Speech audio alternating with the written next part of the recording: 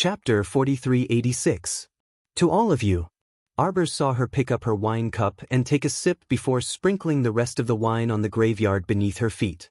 The second young master's breathing seemed to have become erratic. He stood nearby and watched for a long time. Ever since she returned from worshipping the graveyard, her previous life seemed to have become even quieter. She was very cooperative with the treatment every day. She ate whatever Ouyang Su told her to eat and took whatever medicine he told her to take. At night, a faint white light would emit from her abdomen. At this point, Arbor had no choice but to take this shark pearl seriously. It was a fact that she had always been unwilling to think about, and had always been unwilling to admit. It was the shark pearl. It really was this 10,000-year-old shark pearl. At this moment, she should understand why the wounds on her body would often disappear miraculously. It was the effect of the shark pearl.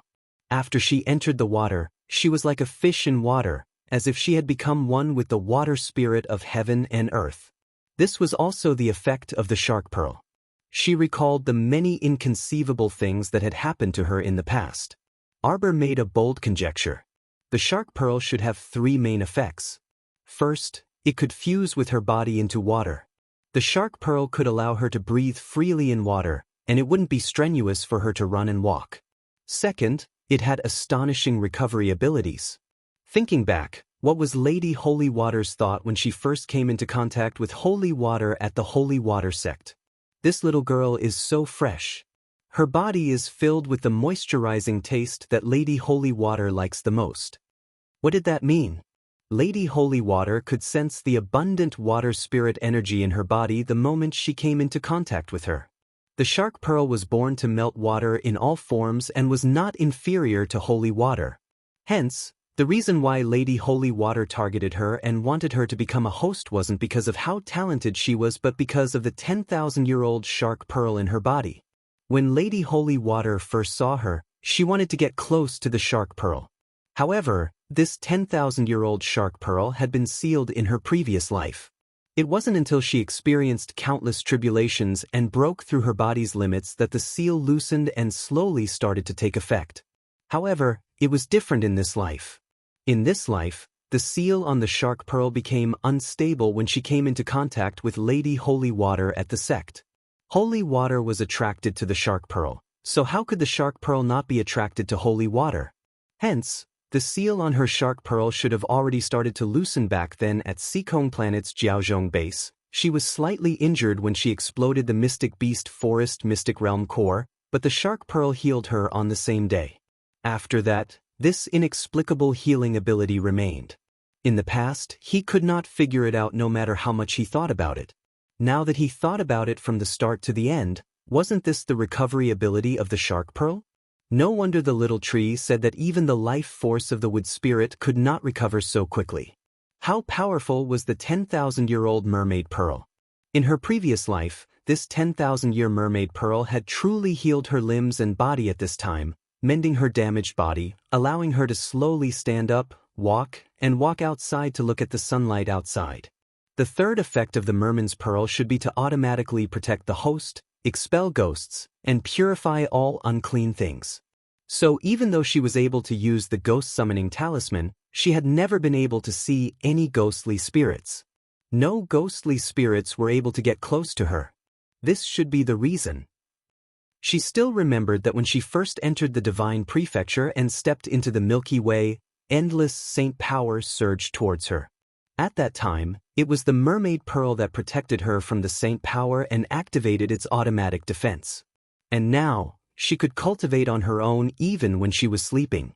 She was absorbing the specks of divine power around her without noticing anything. Chapter 4387. It probably had something to do with the 10,000-year-old shark pearl. The 10,000-year-old shark pearl was so powerful that obtaining it was like obtaining a source of power. How could such a sacred item not move one's heart? How could one not be happy with it? Arbor didn't have a physical body at the moment. She was just thinking about it habitually, pacing back and forth in the room. She understood. She finally understood. Fan Qiuhe had been ordered by Mu Qingya to study her inner world because she wanted the shark pearl, right? Mu Qingya, this woman, had indeed hidden her true intentions well. Why did he always make her mistakenly think that it was a love affair or a grudge? Who knew that it was actually for this 10,000-year-old shark pearl? Arber's soul couldn't help but shudder at this thought. Mu Qingya really made her hair stand on end. She had arranged so many things to target her and thought of ways to break her wings. She even controlled her like in her previous life and threw her into that dark and shabby underground laboratory. Just to dig out the shark pearl in her body? But she didn't tell Fan Qiuhe anything. She only let him study her inner world. Shark pearl, 10,000-year-old shark pearl. Mu Qingya actually wanted this shark pearl in her dreams? Xiao Mu wanted to look up at the sky and laugh heartily, but the abnormally sour and bitter feeling in her heart prevented her from even crying. She thought about how sad her past life was. How could he forget such an important thing? Once he did, he would forget it for a lifetime. She couldn't remember it at all. Mu Qingya wanted the shark pearl. The Wangchuan dragon family also wanted this shark pearl. They all wanted it. Did she have to give it to them just because they wanted it? What a joke. This 10,000-year-old shark pearl was left to her by her mother, so it was hers. She was stupid in the past and didn't know the reason. Now that she knew, she would take good care of it. She had to go back. Go back immediately. Go back to Jojo's side. Her soul struggled for a while. As if sensing her restlessness, Mo Lien hastily reached out to hold her slightly cold small hand. A pair of warm hands held her small hands firmly in his and cupped them. Jojo, do you feel cold? Jojo hasn't woken up yet? Mu Xingchen walked in and glanced at the bed worriedly. You can't just stay here all the time. Go eat something. Mu Xingchen glanced at Mo Lien and couldn't help but sigh. It had only been 3 days, and this fellow had almost turned himself into something that was neither human nor ghost. Mo Lien ignored her and continued to hold Arber's hand, muttering, Jojo, Jojo. The venerable Peach Blossom Immortal walked over and extended his finger to release a strand of divine consciousness. He frowned slightly and only withdrew his divine consciousness after a long while. Logically speaking, he should have woken up. At this time, Arber's divine ruins realm and consciousness had all stabilized. This morning, they could all contact Qiu Qiu. Why didn't she wake up? She's in a dream. Sikong Fuling's cold voice sounded from outside the window. Beside her stood the smiling young Master Ding. Miss Sikong. Mu Xingchen was desperate and hurried over to push open the door. Do you have a way to wake Jojo up? Of course. Sikong Fuling picked up her nightmare demonic flute. The ancients used to fight poison with poison. This saying is not false at all. I can enter a dream with a dream and order him to wake up immediately. Will it hurt his divine consciousness? The venerable Peach Blossom Immortal frowned and asked in a low voice. Chapter 4388. Sikong Fuling shook her head decisively. Of course not. The venerable Peach Blossom Immortal and Mu Xingchen both glanced sideways at Mo Lien. This matter still had to be decided by Mo Lien. Should they let Sikong Fuling interfere in Jojo's matter? What were the chances of success of entering a dream with a dream that Sikong Fuling spoke of? No one could be sure if it was really as she said, that Jojo's divine consciousness would not be harmed at all. Sikong Fuling did not force them. She only glanced at Mo Lien and said mildly, You'd better make a decision as soon as possible.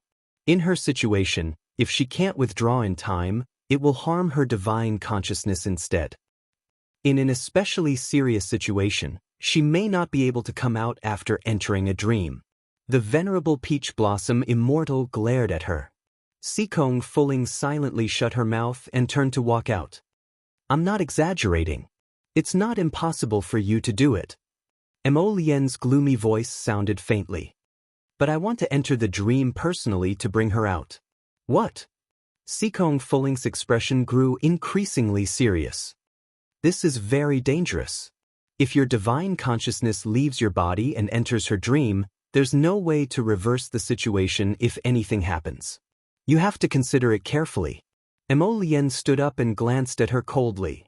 You strongly object to me entering the dream. Do you want to take the opportunity to spy on something? Sikong Fuling's expression darkened as she turned to look at Ding Yun beside her. But Ding Yun said with a smile, "Okay." Sikong Fuling could not help snorting and pursing her lips disdainfully. The venerable peach blossom immortal glanced at her. So many evasions. Don't tell me Mo Lien guessed correctly? Sikong Fuling glared at the latter. Mu Xingchen saw that the atmosphere was not good and hurriedly smiled to smooth things over. "Miss Sikong, with Mo Lien's help, I believe that you can definitely pull Jojo out of the dream faster. Let's try." Holding a pitch-black nightmare demonic flute, Sikong Fuling coolly swept a glance at the group. "Let's get the ugly words out of the way first. Once your highness enters the dream, you must follow my instructions. Otherwise, I wouldn't be able to shoulder the responsibility if something were to happen and you or Qiao Mu were to be harmed." She spoke in an enigmatic tone, but Mo Lien didn't pay much attention to her.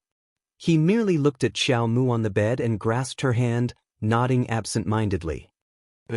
Sikong Fuling turned her head and exchanged a glance with Cult Master Ding. A devilish smile appeared on the corners of the latter's lips. He tilted his head slightly and said softly and slowly, "Since we've agreed, then let's go and prepare first." The peony fairy leaned against the door and turned her head to look at the back of the siblings. She raised her eyebrows slightly and asked with a faint smile, "Are they trustworthy?" Little Tai Sui rolled its eyes. "I also don't think it's trustworthy." Mu Xingchen glanced at them and sighed softly. "But what that Miss Sikong said is not completely unreasonable. If you want to enter a dream, then so be it. What do you need to prepare? It really seems like you're stalling for time." Little Tai Sui snorted and waved his little hand slightly. He glanced at the silent Mo Lien. "Hey, what's your plan? Say it. If you don't say it, how are they going to cooperate?" The peony fairy smiled and patted little Tai Sui's shoulder, provoking an angry glare from him. Mo Lien picked up his wife and walked out, saying coolly, "Many thanks. I do need your help." Chapter 4389. Little Tai Sui rolled his eyes at his back. "I'm not used to being so polite all of a sudden." Yuan Shurchen couldn't help but laugh. She walked over and grabbed little Tai Sui. "If you're worried, just worry. There's nothing to be ashamed of even if you say it. What's wrong with you? You always like to talk sarcastically." Little Tai Sui's face immediately flushed red. He was so angry that he wanted to struggle free from Yuan Shurchen's claws. "Heh, who has the leisure to worry about that guy? Let go, let go. What kind of scandal is this for a real man to pull and pull?"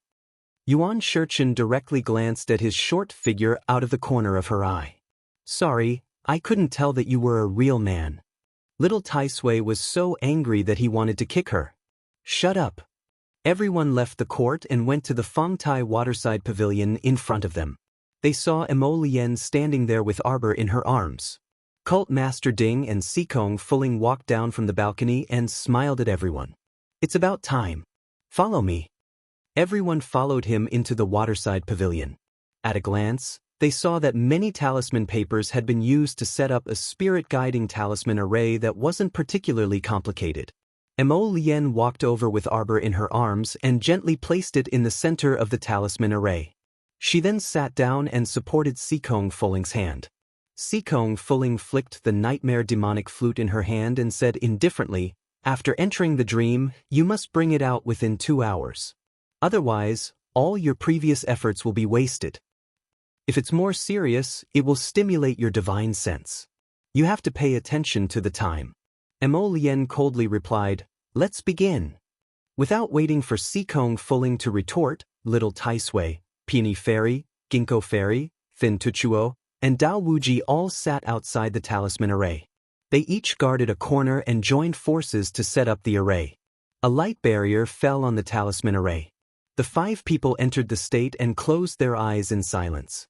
Sikong Fuling slightly tightened her grip on the nightmare demonic flute and turned to look at the venerable Peach Blossom Immortal, who was standing leisurely outside the talisman array. Why doesn't venerable Immortal Lord join their defensive array? Infuriating, this was clearly not trusting her, Sikong Fuling. The reason why the 5 of them had joined hands to set up the defensive array was to prevent her from secretly causing trouble for Prince Mo. The venerable Peach Blossom Immortal looked at her innocently. He blinked and smiled. One must always be wary of others. Don't you think so, Miss Seekong? Gritting her teeth, Seekong Fulling turned back to glance at Cult Master Ding.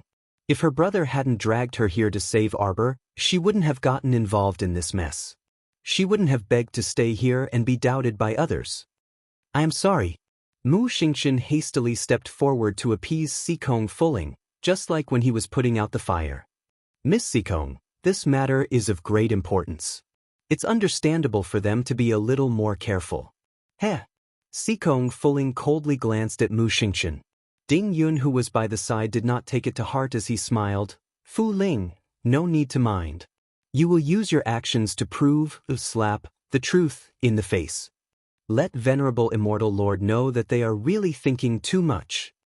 Seekong Fulling snorted and nodded. She reached out to pick up the nightmare demonic flute. Prince Mo, there may be miasma disturbance in the dream. You must not forcibly break it, so as to avoid harming Arbor's soul. After saying this, Seekong Fulling could not be bothered to say anything else. A sinister tune immediately sounded. Like a cold stream from a cold spring, it seeped into everyone's hearts inch by inch. It was so cold that they couldn't help shivering and cowering slightly. Chapter 4390. Arbor struggled bitterly for 2 days, but she still couldn't break out of this soul state. She was a little worried. What was this situation? If she was in a dream, she was actually like a bystander floating around behind her previous life. If she wasn't in a dream, everything in front of her was too realistic. The sun rose and set. Autumn left and winter came. Counting the days, she seemed to have already been with her previous life for 4 months. In these 4 months, she had once again witnessed how difficult it had been for her in her previous life. She watched as she walked on the ground and continuously exercised.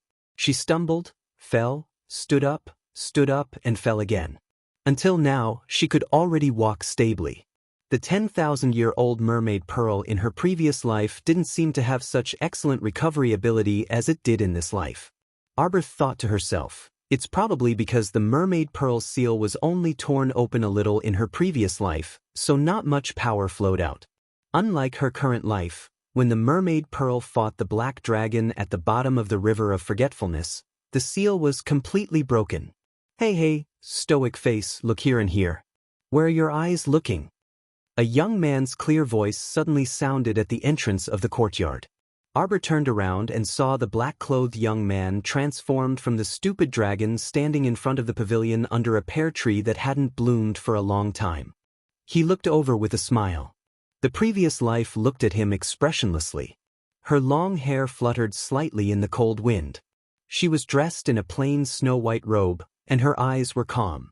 Arbor was a little dazed for a moment. Why does this feeling of looking into a mirror feel so strange? Looking at her is like looking at my own stoic face.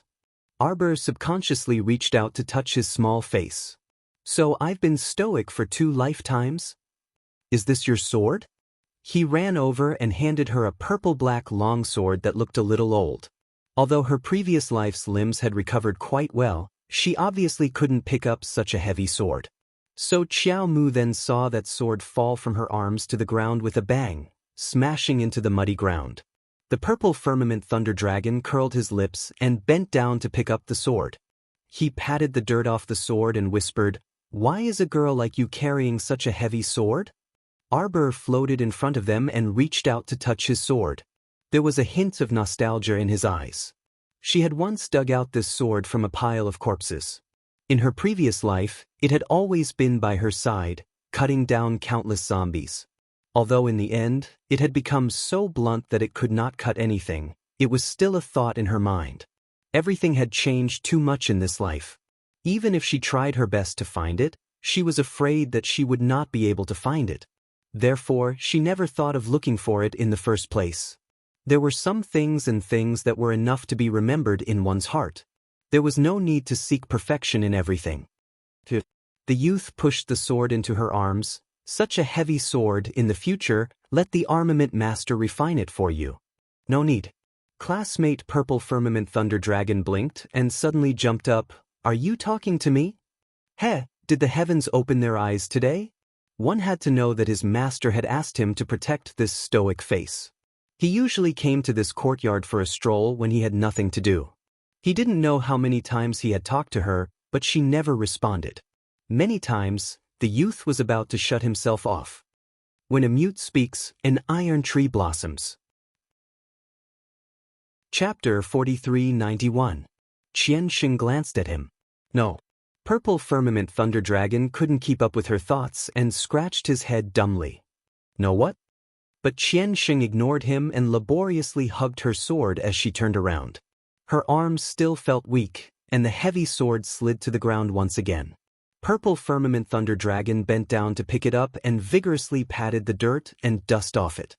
He had a flash of inspiration as he exclaimed, "I got it. You're saying there's no flower, right?" Arbor couldn't help but roll her eyes. When she turned around, she saw two young sirs in snow-white robes strolling over from one end of the corridor. Their robes were light and broad, their sleeves fluttering. Their features were picturesque, as if in a dream. It was actually eldest young Master Qin and that fifth young Master Qin whom she had met a few times. Arbor naturally felt an indescribable shock. Why doesn't she remember anything? From the looks of it, she really did know quite a few people from the Qin estate in the past. She vaguely remembered how she felt when she first saw Omega Kotoku at the Qin estate's entrance as a servant girl. Some were stunned, some were shocked, and some were confused. She recognized this nightmarish person, and she also recognized his pair of cold and beautiful eyes. But she couldn't remember his name. Did she really not remember, or was she deliberately trying not to remember? It was completely unknown now. As Qiao Mu stood stiffly in that courtyard, she could clearly hear eldest young Sir Qin's low, teasing chuckle. "Who is that?" "Eldest young master, fifth young master, this is second young master's Miss Qiao." The steward's voice lowered. "Second younger brother seems to be slacking off recently. Eldest brother, I think that girl is quite nice. She's much better than that noisy second young monsieur." Eldest young Master Qin couldn't help but burst into laughter. "In your opinion, it's better not to make a fuss than to make a fuss." Arbor stood there in a daze for a while. Her memories were in a mess and she couldn't connect them. When had she ever seen so many people? Even worse, since she had already stood up in her previous life, why did it feel like all her limbs were broken and she had never crawled back up in her subsequent memories? Was she still missing an important part of her past? What was it? What was it? Arbor's soul floated in the air, reaching out to hit his own head. However, she heard the Omega Kotoku's calm voice coming from the entrance of the courtyard. "Jojo, I've brought the person you wanted to see." Arbor subconsciously looked over, and his eyes couldn't help but sway slightly. She saw a skinny young man in green standing 5 steps away from the second young master, staring at her in a daze. Of course, the young man wasn't looking at her. His gaze went past her and looked at his previous life standing on the stairs. Arbor turned around and looked at her. The former life's eyes reddened, and she suddenly smiled at that person. In an instant, it was like a blooming flower. That smile also made Arbor feel a little surprised. "I actually look this good when I smile? Heh, I'm not being narcissistic. Although this face is pale and without any makeup, it is still beautiful when she smiles. So this is where I first met Duanmu Qing." I don't seem to remember anything. While Arbor was in a daze, she suddenly felt a slight ripple in the air in front of her. A pair of hands abruptly reached out from the torn void and hugged her tightly. "Who is it?" Arbor heard the 2 young masters of the Qin estate shout angrily. 2 gusts of wind followed. Chapter 4392. However, she was immediately pulled into the spatial fissure. She couldn't help but pat her chest as she mused, "Eldest Qin and Omega Kotoku, these 2 people, are quite sharp." She was merely a soul. When she was pulled out of the dream, there was a faint spatial fluctuation, and the 2 of them immediately detected a clue. It truly wasn't easy. That pair of hands that tore open the void just now was undoubtedly her dear husband's. However, Arbor couldn't help but frown when she saw that she was in a boundless white fog. What was going on? Didn't hubby pull her out of that dream? Why was hubby gone now, and she was the only one left? Why couldn't she even see a ghost in this white fog? "Hubby, quickly come out," the little stoic called out in displeasure with a stoic face. She ran back and forth in the white fog for who knew how long, but she still didn't see his figure. What was going on? Could it be that this white fog was also her dream? She actually hadn't escaped from the dream yet? From afar, she seemed to see a figure continuously waving at her. Arbor strained her eyes to look over and saw a woman walking over from the rolling fog. She held a flute in her hand, and a demonic tune rose in spirals. This flute tune sounded familiar, as if she had heard it somewhere before. Arbor was slightly alarmed, and she looked down at her soul. This drifting appearance truly made people feel very helpless. The rolling white fog in front of her didn't seem to disperse, and the flute tune was getting closer and closer. When Arbor saw the figure of the person in front of her clearly, she couldn't help but be shocked. It was Sikong Fulling? Did Sikong Fulling enter her dream? Hubby clearly grabbed her just now, but the two of them separated in the blink of an eye. Could it be this Sikong Fulling's doing? Quickly come over. Sikong Fulling was also somewhat exhausted at this time. Arbor's dream simply made her want to vomit blood. Although she had mentally prepared herself that a crafty little girl like her would definitely be engulfed in white fog in her dream, she reckoned that she wouldn't be able to see anything useful. However, she still didn't expect that this girl would be so deranged.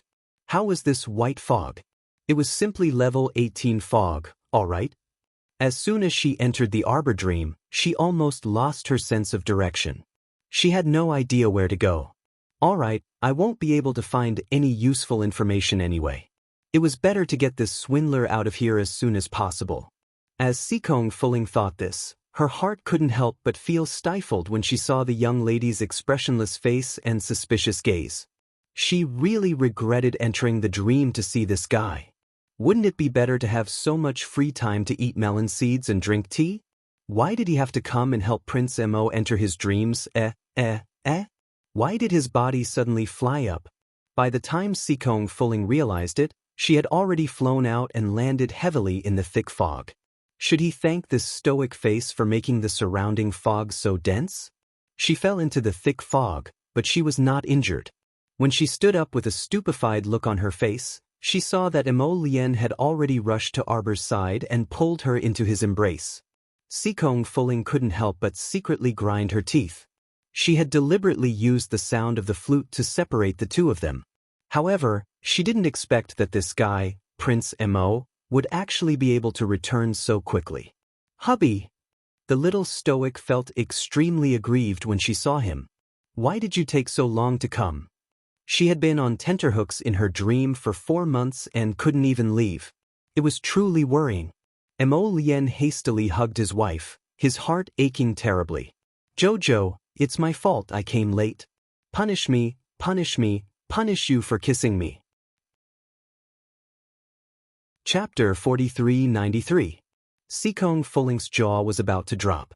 Why did this Prince Mo seem to be even more stinky and shameless than when he was on Sikong Planet? Who are you letting down by publicly throwing dog food in front of her like this? Wait a minute. Sikong Fulling suddenly thought of something and sized the two up with an inexplicably strange gaze. You guys, how is this possible? Hugging each other? Strictly speaking, this was Arbor's dream. How could Prince Mo, as an external divine sense body, be hugging Arbor's soul body? She had to calm down. She breathed in, and exhaled again to calm her mind. Sikong Fulling glared at them. Seeing the two of them hugging each other intimately, she couldn't help but get angry. Still not leaving? Look at this stoic face. He created so much fog here, but we don't even know where the exit is now. Mo Lien hugged his wife and turned to glare at Sikong Fulling. As expected, you're up to no good. He had clearly hugged Jojo just now, but the scene before his eyes had changed in an instant. The two of them had probably been disturbed by Sikong Fulling's flute music, which was why they had inexplicably separated. Sikong Fulling naturally wouldn't admit it. She said angrily with a cold face, "Isn't that because this stoic face is so guarded? Who else could set up fog in a dream so dense that we can't even see the path clearly?" As she spoke, she felt something bump into her back. Sikong Fulling was greatly alarmed. She gripped the nightmare demonic flute tightly and swiftly turned around. Who is it? This stoic face wanted to trick her again, right? Ah, sorry, Miss Sikong. Did I accidentally hurt you? Mu Xingshen's voice drifted into her ears through the thick fog. Sikong Fuling gritted her teeth in anger and thought. This stoic face, this swindler, made the place she was standing in especially dense fog. He actually only realized now that Mu Xingshen was behind her. Why are you here? I saw that a lot of time had passed, but you and Emo Lien still hadn't returned. In my impatience, I followed you into the formation. Sikong Fuling took 2 deep breaths and couldn't help but twitch her mouth when she turned around. Mu Xingshen was clearly standing behind her, but she couldn't even see his shadow through the layers of fog. Sikong Fuling could only continue to play her flute to explore the path, occasionally speaking to Mu Xingshen expressionlessly. Don't blame me for not reminding you. Your sister is such a troublemaker. She messed up her dream. If you don't obediently follow my flute music, you won't be able to leave and will be locked in your sister's dream forever. Mu Xingshen hurriedly said, Miss Sikong, don't worry.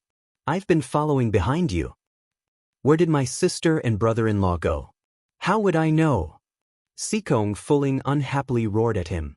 If she knew, why would she still be here talking to him like a poor mushroom? While he was talking to Mu Xingshen, Arbor and Emo Lien both disappeared. Sikong Fuling had an impulse to run over right now, grab that stoic face, and kick her to death with punches and kicks. I really have nothing better to do than to get involved in such muddy water. Hurry and leave. Sikong Fuling's flute music paused for a moment before she discovered that the thick fog all around them was sweeping over. Thus, she didn't dare to stop playing and continued to use the nightmare demonic flute to search for a way out. She could only secretly curse Arbor in her heart for causing trouble. What do you think she's after? She's just an onlooker. Isn't it good to just watch the show? Chapter 4394. It was her fault for not being rewarded for her kindness. Yet she had to come here and cause such a scene. Miss Sikong, be careful. A strong force suddenly pushed her to the side from behind. At the same time, a black dragon's claw suddenly reached out from the rolling fog and flattened the hillside in front of her in an instant. Fuck, what's going on? Sikong Fuling looked at the scene in front of her with trepidation. Just a moment ago, the scenery in front of her rapidly changed. Without the dense fog, a clear sky instantly appeared before her eyes. At this time, she and Mu Xingshen were standing on a barren hillside. And the black dragon that was flying in the air and extending its claw toward her, its entire body exuded a terrifying holy beast's coercion. With her current realm, let alone a claw from a holy beast, she was afraid that a single toe from it would be enough to pulverize her. It's a black dragon. Mu Xingshen couldn't help but be alarmed. That ancient black dragon. Sikong Fuling clutched the nightmare demonic flute tightly and shouted as she ran in a panic, Mu Xingshen, you recognize this guy?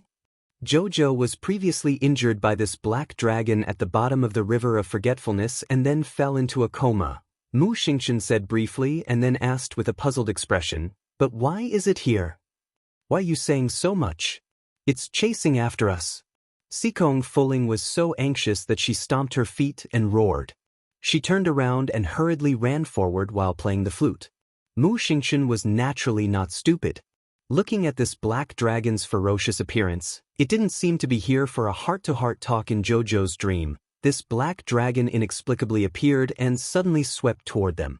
The two of them rolled and crawled down the hillside and rushed into the forest in front of them without a care. The more they ran, the more familiar it seemed. Fuck, this looks a bit like the Phoenix Mulan. Sikong Fuling roared against the wind. It is the Phoenix Mulan. Miss Sikong, quickly get out of the way. Mu Xingshen pushed Sikong Fuling away. The black dragon's huge tail swept across a circle of trees in a split second, sweeping up the towering trees behind them and flinging them away. The two of them were running at full speed. From time to time, the dragon would poke its ferocious head out from between the gaps of the trees, extending its claws and slapping the two of them on the back. Oh my god, what kind of pervert did I provoke?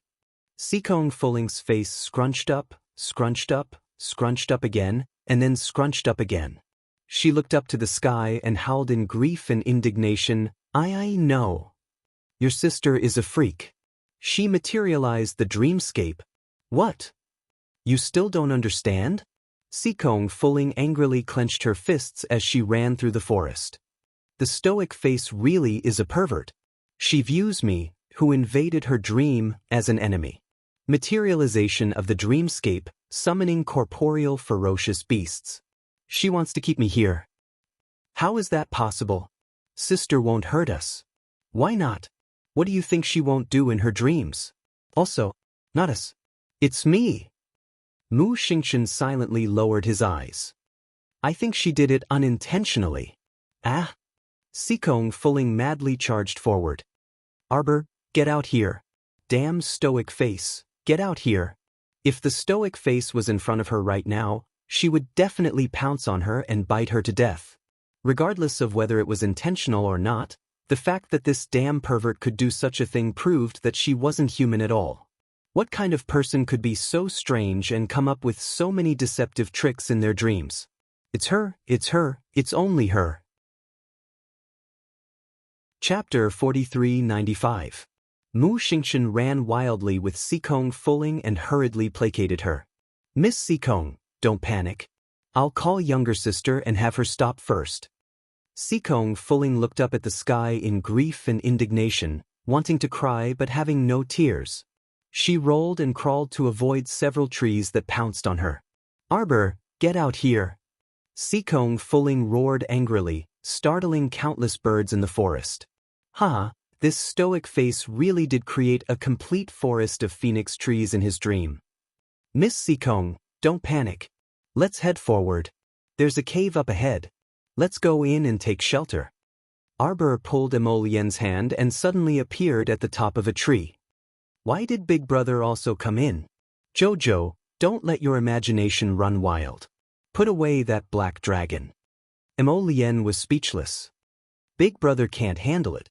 What kind of joke was this? He and Ma Yingchen weren't a match for that mature sacred beast even if they worked together, let alone a mere deity realm Mu Xingchen. Arbor nodded. With a thought, that black dragon that was chasing after Sikong Fuling and was about to bite off half her head with a crunch. Amidst Sikong Fuling's wailing and howling, she abruptly transformed into a black whirlwind that hurriedly swept into the sky and abruptly disappeared without a trace. Sikong Fuling fell to the ground with trembling legs, her calves twitching uncontrollably. Her eyes contained indescribable horror as she looked at Arbor and Emolien, who floated to the ground. Sikong Fuling pointed at Arbor with a trembling finger. She was stifled in her heart and couldn't take a deep breath for a long time. Arbor looked at her expressionlessly. You entered my dream with ulterior motives and wanted to spy on my past. You wanted to trick me. Who wants to trick you? Who can trick you? Sikong Fuling trembled with anger and had the misconception that she didn't want to talk to this stoic face anymore. Arbor extended 2 fingers and gestured with his eyes. I saw it. Startled, Sikong Fuling's small face contorted slightly. You entered my dream and used the flute to find the way. You wanted to find me before Emolien did. You deliberately used the flute to lead him to another fork in the road. If not for the fact that Jojo's lotus had the ability to tear through the void, he would probably have to go around in circles several times in this dream realm and might not be able to find her before Sikong Fuling. Emolien gave Sikong Fuling an icy look. In the end, Sikong Fuling fell silent. She had never intended for Emolien to get involved. Unfortunately, he insisted on entering the dream and personally bringing Arbor out, which really made her feel very inconvenient. I sincerely wish to enter a dream and take you away from this place, Sikong Fuling suddenly said. Arbor nodded calmly. I know. Otherwise, how do you think you've survived until now? Sikong Fuling looked at her cold and bright eyes and suddenly shuddered a little. Sikong Fuling seemed to have read some kind of meaning from her eyes. Sikong Fuling only felt her back drenched in cold sweat. She inexplicably felt her whole body go limp, as if she couldn't muster up any strength from this fright. Sikong Fuling's cold sweat trickled down. Desuppress? You entered my dream. Do you still think you can do anything? Arbor shot her an indifferent glance. Mu Xingchen hurriedly pleaded for leniency for Sikong Fuling. Younger sister, Miss Sikong probably misunderstood because she was curious. Chapter 4396. At this time, Sikong Fuling was naturally certain that Arbor was completely unaffected by the nightmare demonic flute's control. Even in a dream, Arbor could counter her with just a wisp of his soul. Materialization of dreams and suppression of dreams, Arbor seemed to be innately adept at all of this. He used it effortlessly and effortlessly. Younger sister, Miss Sikong probably didn't intentionally pry into your dream. Mu Xingchen did his best to build a bridge to put out the fire and diligently smooth things over. For the first time, Sikong Fuling realized that this handsome man in front of her was actually quite pleasing to the eye. At the very least, this person's words were definitely more reliable and nice-sounding than his younger sister Arbor's. Arbor glanced at his eldest brother before sweeping a glance at Sikong Fuling, who was standing stiffly on the side. Sikong Fuling immediately stammered, "Stoic face, I entered your dream to save you." Arbor retracted his gaze and clenched his small fists. "Clear the way with the flute and lead us out." Sikong Fuling understood his meaning from observing his movements. You have such high control over your dream. Why can't you get out?" Arbor expressionlessly looked at her and said, "Of course I can get out. But since you're here, let me see your skills." Sikong Fuling secretly rolled her eyes fiercely. "Don't think that I can believe you just because you're expressionless and speak as if it's true. Your prideful nature already allows you to see everything clearly. It's really strange. This little stoic is such a formidable figure, yet she was actually trapped in a dream and couldn't get out? The thick miasma before her eyes wasn't the most realistic dream at the bottom of her heart. Then what kind of dream did the little stoic experience this time? What exactly was the secret hidden in the depths of her heart? Sikong Fuling suddenly sensed a severe gaze land on her. When she looked up and met Prince Mo's glinting phoenix eyes, her heart involuntarily shivered. "You'd best stay out of things that you don't need to care about." Sikong Fuling pursed her lips. "Isn't this just because I'm curious?" Mo Lien scoffed coldly, but she was very disapproving in her heart. Would Sikong Fuling be curious? Of course she wouldn't. She had the nightmare magic flute and had probably entered many people's dreams in the past. How could she be curious about Jojo's dream?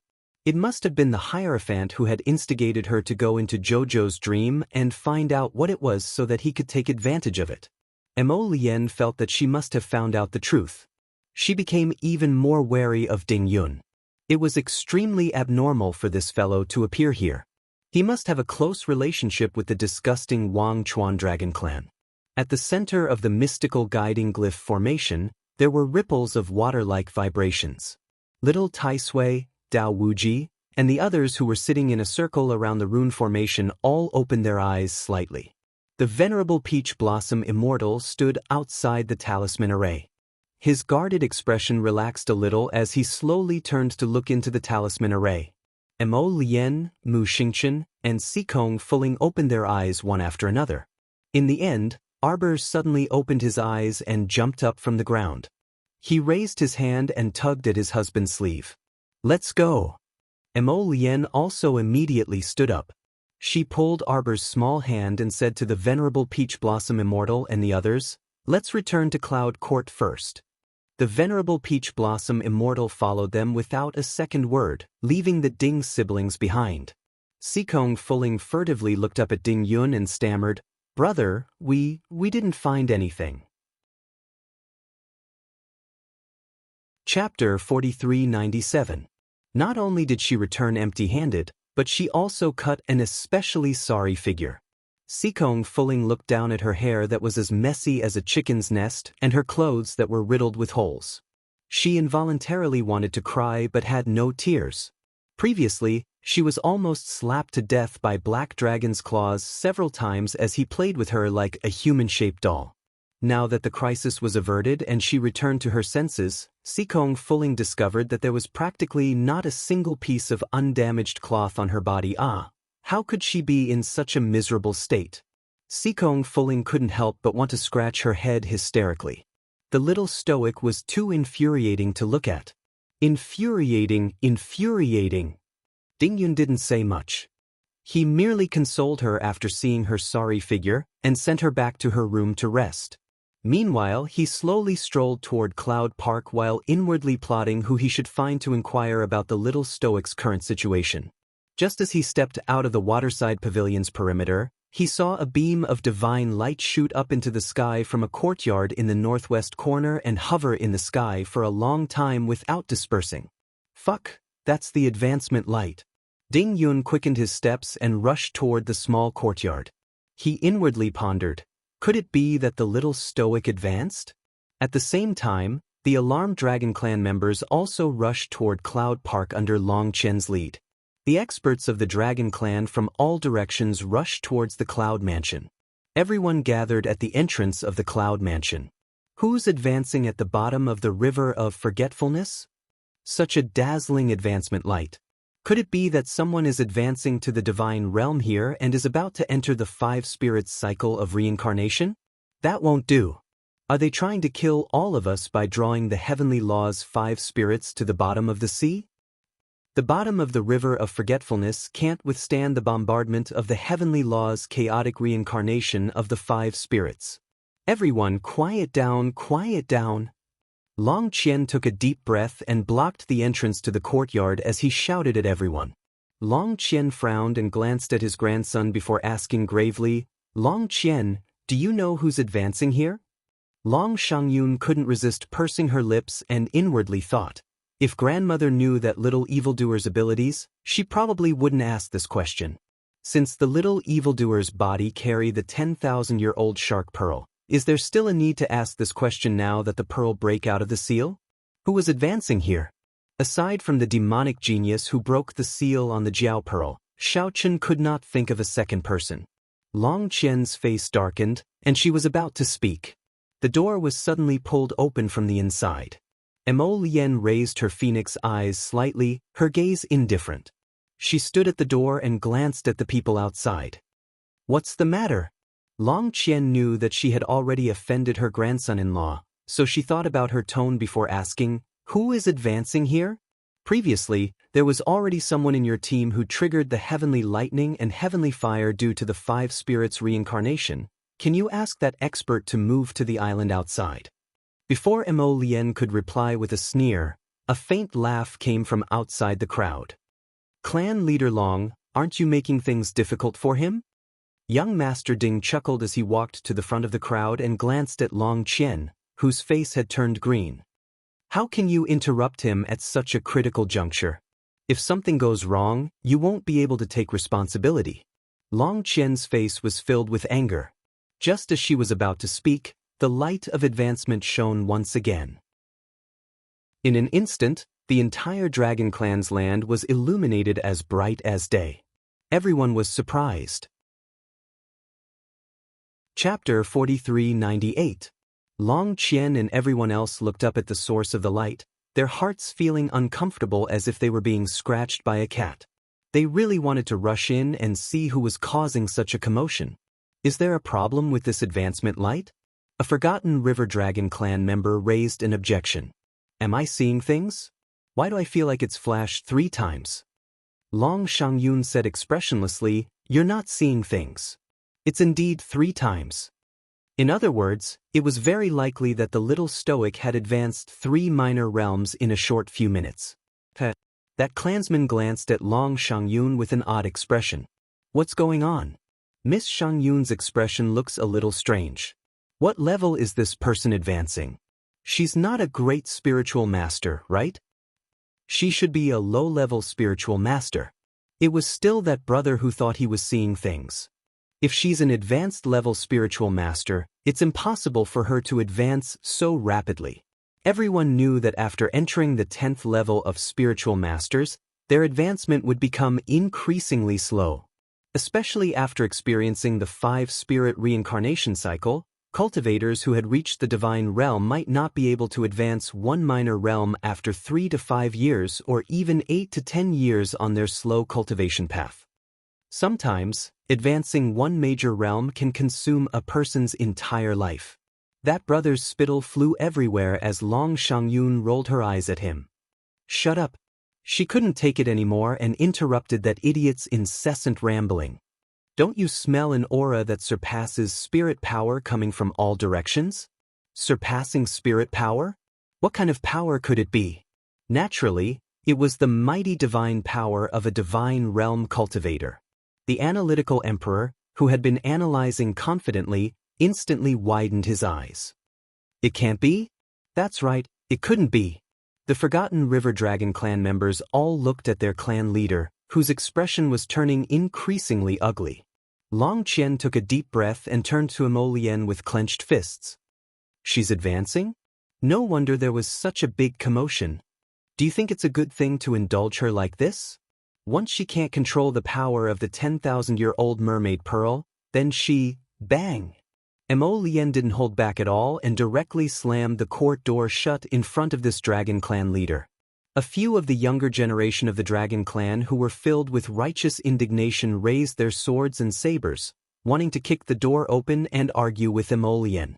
However, when he kicked it, it was as if he had kicked a hard iron plate. Taking a closer look, Yun Mansion was surrounded by a defensive barrier. Prince Emo must have left something behind to prevent them from barging in. Long Qian didn't leave with her men. Instead, she stood at the entrance of Yun Mansion, feeling tormented and exhausted. His body and mind were ravaged as he looked at it, and the light of advancement kept coming out of it. When dawn came, everyone's faces were numb, and their eyes were red as they stared in the direction of Yun Garden. They waited for another hour. The Emperor of Analysis from before finally opened his mouth and said weakly, It seems to have stopped advancing. Only then did everyone heave a sigh of relief as if they had been granted amnesty. 19 times. That night, that pervert demon leveled up 19 times in a frenzy. He skipped 3 to 4 major realms in a row, which was a total of 19 minor realms. Everyone from the Forgotten River Dragon clan really wanted to knock on the door and ask the person inside, Are you still human? Arbor exhaled deeply and slowly opened his eyes. The first thing he saw was Emolien, who was standing at the door and smiling at him. The little stoic's eyes lit up, and she hopped off the bed.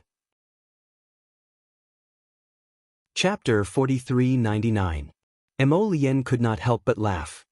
He reached out to catch his wife who was bouncing over and rubbed his chin on her furry head. Jojo, how do you feel? Arbor raised her little head and looked at him with sparkling eyes. Not bad. Her advancement this time was surprisingly smooth. In less than a day, her cultivation had increased by leaps and bounds.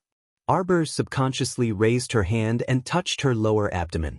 This time, the Divine Ruins realm had strengthened and expanded. When she looked inside herself, she could clearly see the 10,000-year-old shark pearl that was hiding in the Divine Ruins realm and did not dare to see her. This 10,000-year-old shark pearl was very intelligent. It seemed to have realized that when the seal had exploded, it had caused her to be injured and its behavior was very bad. Therefore, it was very understanding. In order to make up for its previous mistake, it tried its best to help her advance. She had started from a level 2 God Tier Master and reached the peak of a level 5 God Tier Master. She had jumped over so many small thresholds that she could not even count them with 2 hands. She could not even count the number of times she had advanced so quickly in the 3 continents. When ordinary people stepped onto the God Tier Master steps, 10 or 20 years would be like a day. There were many people who would risk their lives to climb a small step. But she had advanced 3 major realms in one go. It was really indescribable. The Divine Division Record's Soul Chapter had already broken through to the 10th level. A 10th branch vein had formed in her spirit vein. When the seal on the shark pearl was broken, the trembling of her tendons and her god power had disappeared. Between the 10 branch veins and the main vein, god power was endlessly flowing. It was as if a river had gathered and formed an ocean. Emolien couldn't help smiling when he saw her glowing eyes and glowing with vigor. He liked to see her bright and spirited appearance. Reaching out to pull her into his embrace, Prince Emo raised his hand and gently caressed her cheek. Jojo, you really scared me before. Arbor looked at him apologetically and patted his chest. Don't be afraid. Haven't I profited from this disaster and am safe now? Profited from this disaster. Emo Lien muttered to herself. She pinched her little chin and said, "This is a blessing in disguise. You really scared me to death." Xiao Mu tilted her small head and nuzzled in his embrace again and again before wrapping her arms around his waist and hugging him tightly. Blatantly flirting. Don't mess around. Prince Emo didn't know whether to laugh or cry.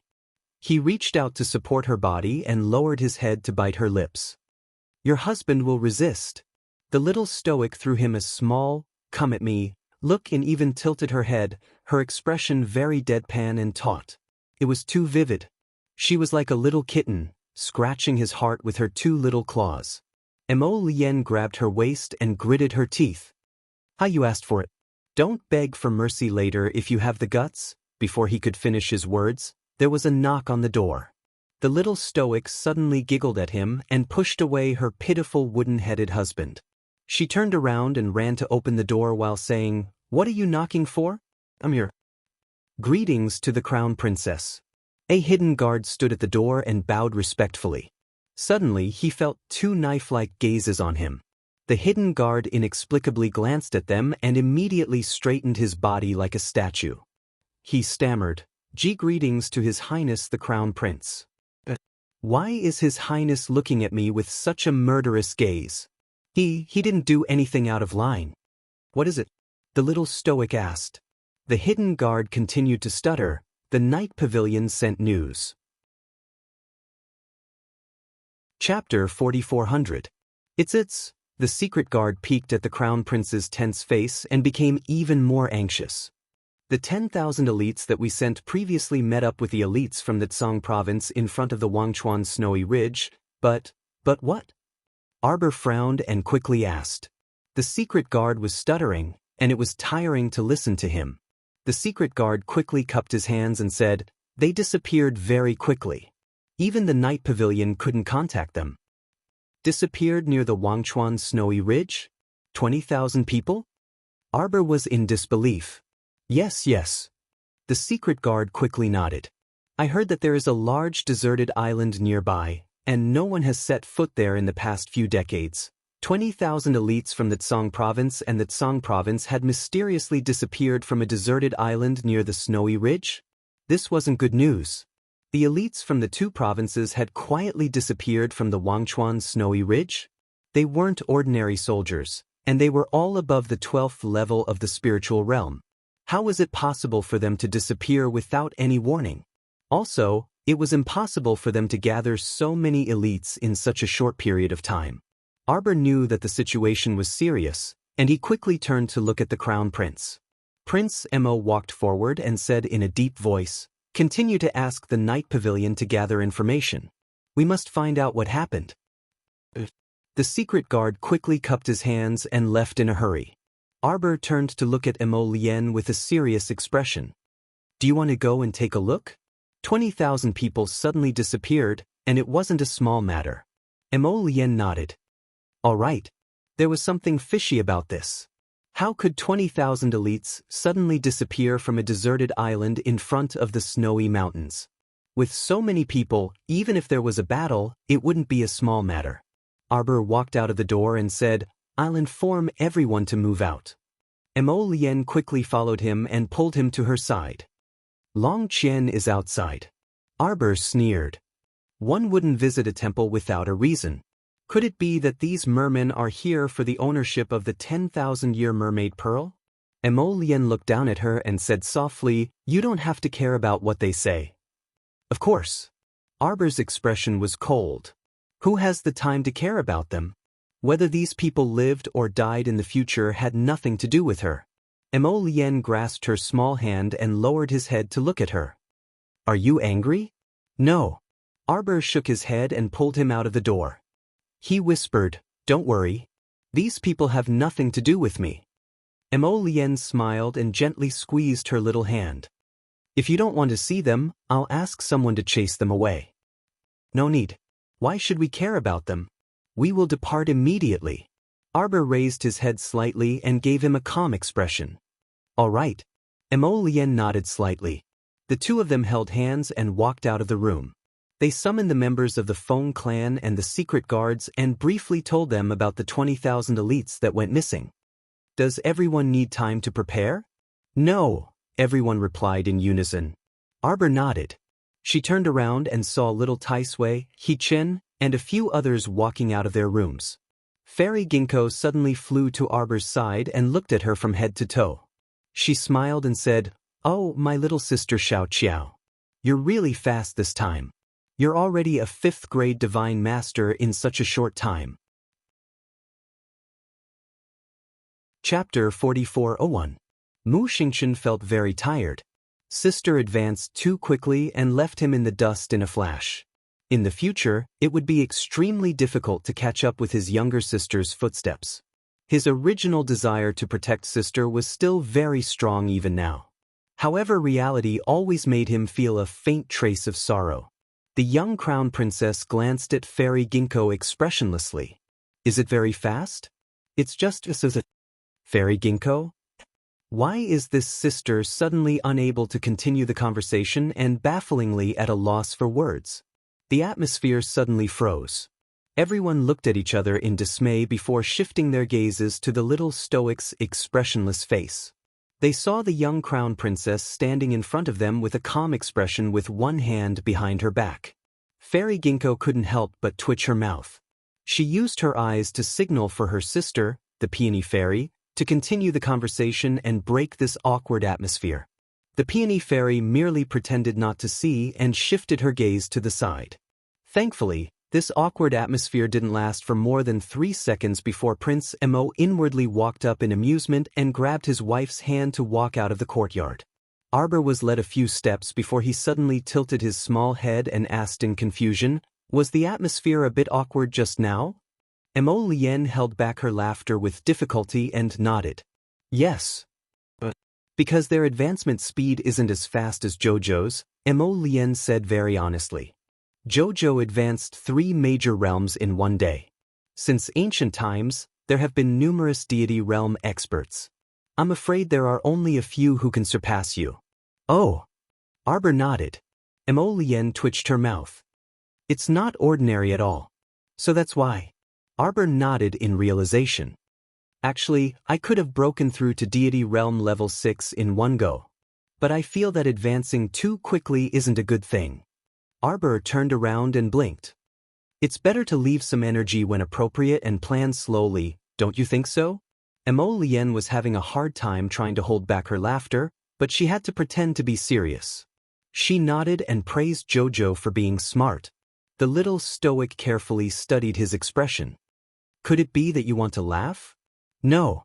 Prince Mo, who had a strong desire to live, quickly denied it. He shook his head and said, "When did I smile?" Prince Mo hurriedly changed the topic. "Oh right, JoJo.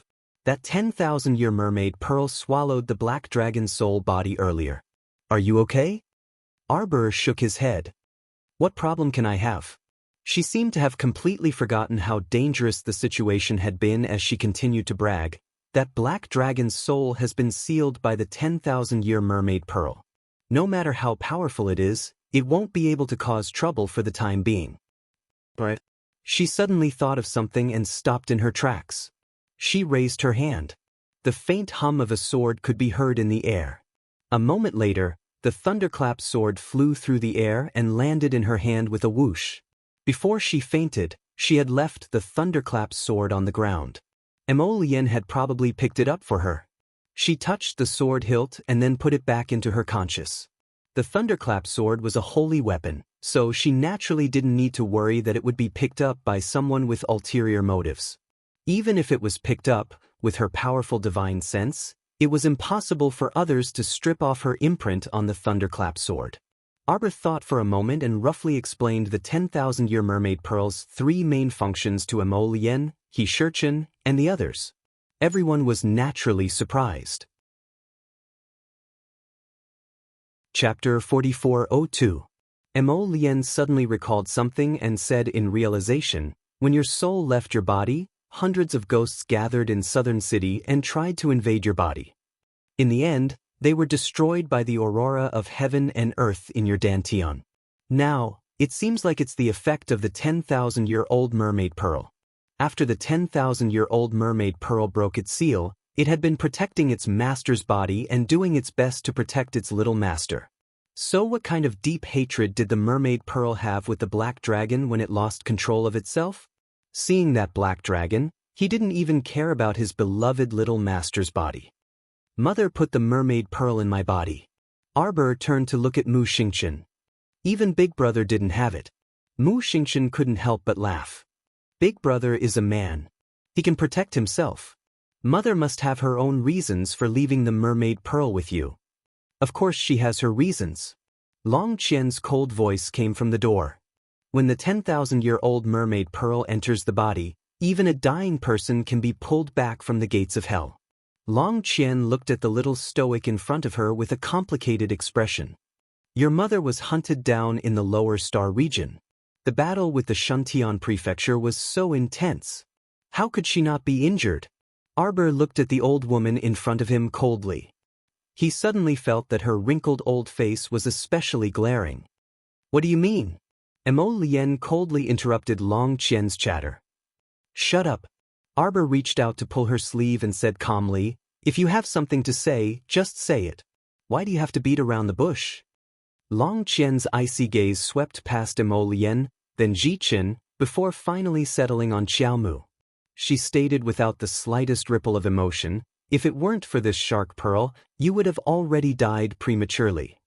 Do I need to say it clearly? Long Qian took a deep breath and continued, it was the 10,000-year-old mermaid pearl that saved your life. When you were still an infant, it was the 10,000-year mermaid pearl that entered your body and pulled you back from the brink of death. You've come back to life, but your body is so weak. You were just an infant back then. You couldn't control this 10,000-year-old shark pearl at all. That's why your mother had no choice but to seal the 10,000-year mermaid pearl. Arbor's eyes were cold and lonely. He stared at her for a while. Your guess? It's just speculation, but I know your mother. I know all of her thoughts. Long Qian replied calmly. She would do anything for you. As long as it's something that can save you, she would definitely try. How do you think your mother died? Stop talking. Emo Lien roared in anger. Her face was filled with rage, and her eyes were cold. Without another word, she whipped the black flaming spirit whip towards Long Qian. Grandmother! Long Shangyun and Long Hu could not help but exclaim. Long Qian suddenly reached out and grabbed the flaming spirit whip that was coming towards her. The strong aura of a transcendent god rushed towards her. Her palm was burned by the flaming spirit whip. In an instant, there was a sizzling sound, and her entire palm was burned black. However, she looked at Arbor and Emo Lien with a mocking expression and said coldly, your mother died to save you. If she had kept the mermaid pearl, she wouldn't have died so early. Shut up. Mu Xingqian, He Qin, and the others were furious. I'll make up for it tomorrow and adjust the time. See you at 4 p.m. Chapter 4403. Long Qian clasped his palms together while a defensive light suddenly emanated from his body, and it was used to resist the force that was being thrown at him simultaneously. Rays of light danced in the air and landed on the old woman's defensive barrier. It shattered with one hit, and it shattered instantly. Long Qian took a few steps back and was sent flying. In the blink of an eye, 2 green figures passed through the crowd and rushed to Long Qian's side. The 2 of them moved at lightning speed, grabbing onto Long Qian's arms at the same time, stopping her from flying away. Elder Zhu, Elder Li. The crowd bowed and greeted them. The 2 elders must have been alerted by the commotion caused by her advancement, right? Even the 2 elders were alerted. Seriously, the mermaids and mermen whispered among themselves and secretly looked at Arbor. Emo Lien, He Shurchen, and Mu Xingqian quickly turned to look at Arbor's expression. They wondered if Jojo could handle what Long Qian said.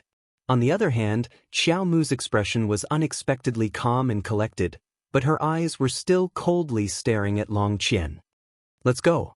Long Qian was stunned, and so were all the mermaids and mermen. After the Dragon Clan leader said those words, this child actually did not have the slightest reaction. He didn't even have a change in his emotions.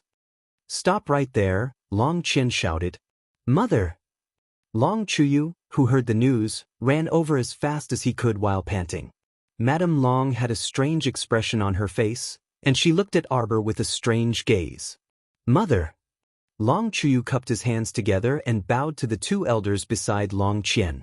Elder Zhu, Elder Li, Mother, Long Chuyu said anxiously. What are you trying to do, Mother? The 10,000-year-old mermaid pearl was left behind by our ancestors. Since it chose little sister, it belongs to her. Now that little sister has given it to her own daughter, there is no way to deny it. Long Qian looked at her son coldly. What do you know? Do you think I'm after the pearl? I'm just telling them the truth. She can't control it. The reason why everything was fine before was because the 10,000-year-old mermaid pearl was sealed by Chu Yun. But now? How could it be the same as before? Right. A merman immediately called out. For the sake of this merman pearl, many people have been sacrificed. The mermaid pearl chose First Miss, but not First Miss's daughter. Now that young Miss is dead, the 10,000-year-old mermaid pearl should be returned to our merman race. Let's choose another destined person. Yes. Moreover, the shark pearl has devoured our clan's guardian black dragon. It should be returned. Return it. The mermaids and mermen's eyes lit up. They stared at Arbor like wolves and tigers. They had already tossed the matter of Mo Lien and the others injuring Long Qian to the back of their minds. In the face of such tempting benefits, most people would probably throw away their brains. Arbor looked at these ugly faces coldly. He opened his mouth slightly, and a white jade bead as bright as the sun and moon flew out of his mouth. It hung silently in front of her. 10,000-year-old mermaid pearl. A young merman stared at the white jade bead with desire. Without saying a word, he was the first to rush forward and reach out to touch the shark pearl. Suddenly, a strong light was emitted from the mermaid pearl. Long Qian's eyelids twitched, and he quickly said, "Back off."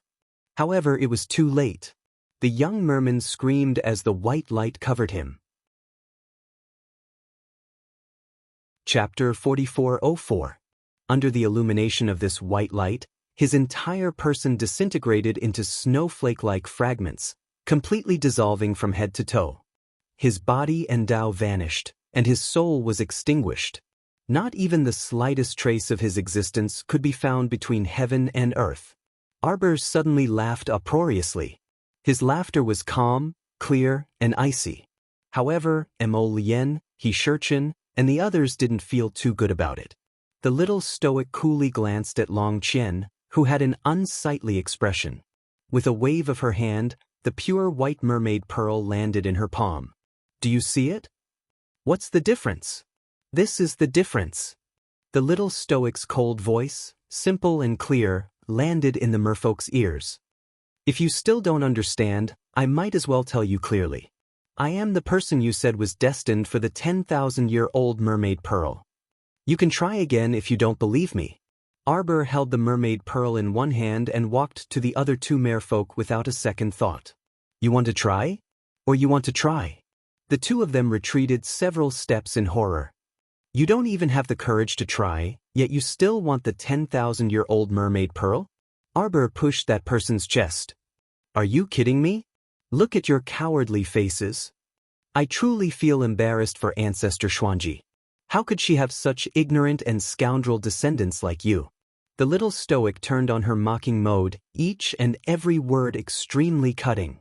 If I were Ancestor Xuanji, I would be alive from anger even after I die. Thankfully, she has already passed away, so I don't need to see your ugly and embarrassing faces. Madame Long forced a smile when she saw the atmosphere so stiff. This child, how can you speak like that? We didn't understand the situation before. Since the 10,000-year-old mermaid pearl has chosen you as its destined person, then, Arbor raised his hand to stop Madame Long from continuing. He coldly looked at Long Qian and said, "You still want to stop me?" Long Qian remained silent. A mermaid suddenly swam out of the crowd and pointed at Arbor as she scolded harshly, "What do you have to be proud of? Isn't it all because your mother sacrificed her own life to make you who you are now? What else do you think you have without your mother? Your mother is the eldest daughter of our Wang Chuan Long clan, and she was born in Wangchuan.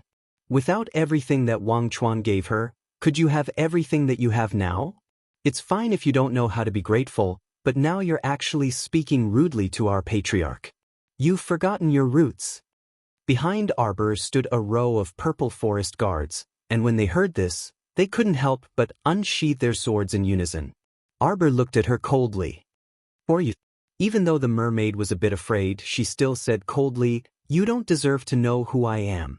If you still have filial piety, you should return the 10,000 years old mermaid pearl to our merfolk race and tell us the method to tame the mermaid pearl." Ma Yichen sneered, "What a righteous speech."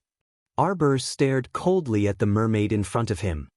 He held the mermaid pearl in his hand, and the pearl suddenly glowed, instantly forming a thin whip of light. It slithered through the air like a snake and hit the mermaid heavily. The mermaid looked up at Arbor in shock and covered her face with one hand.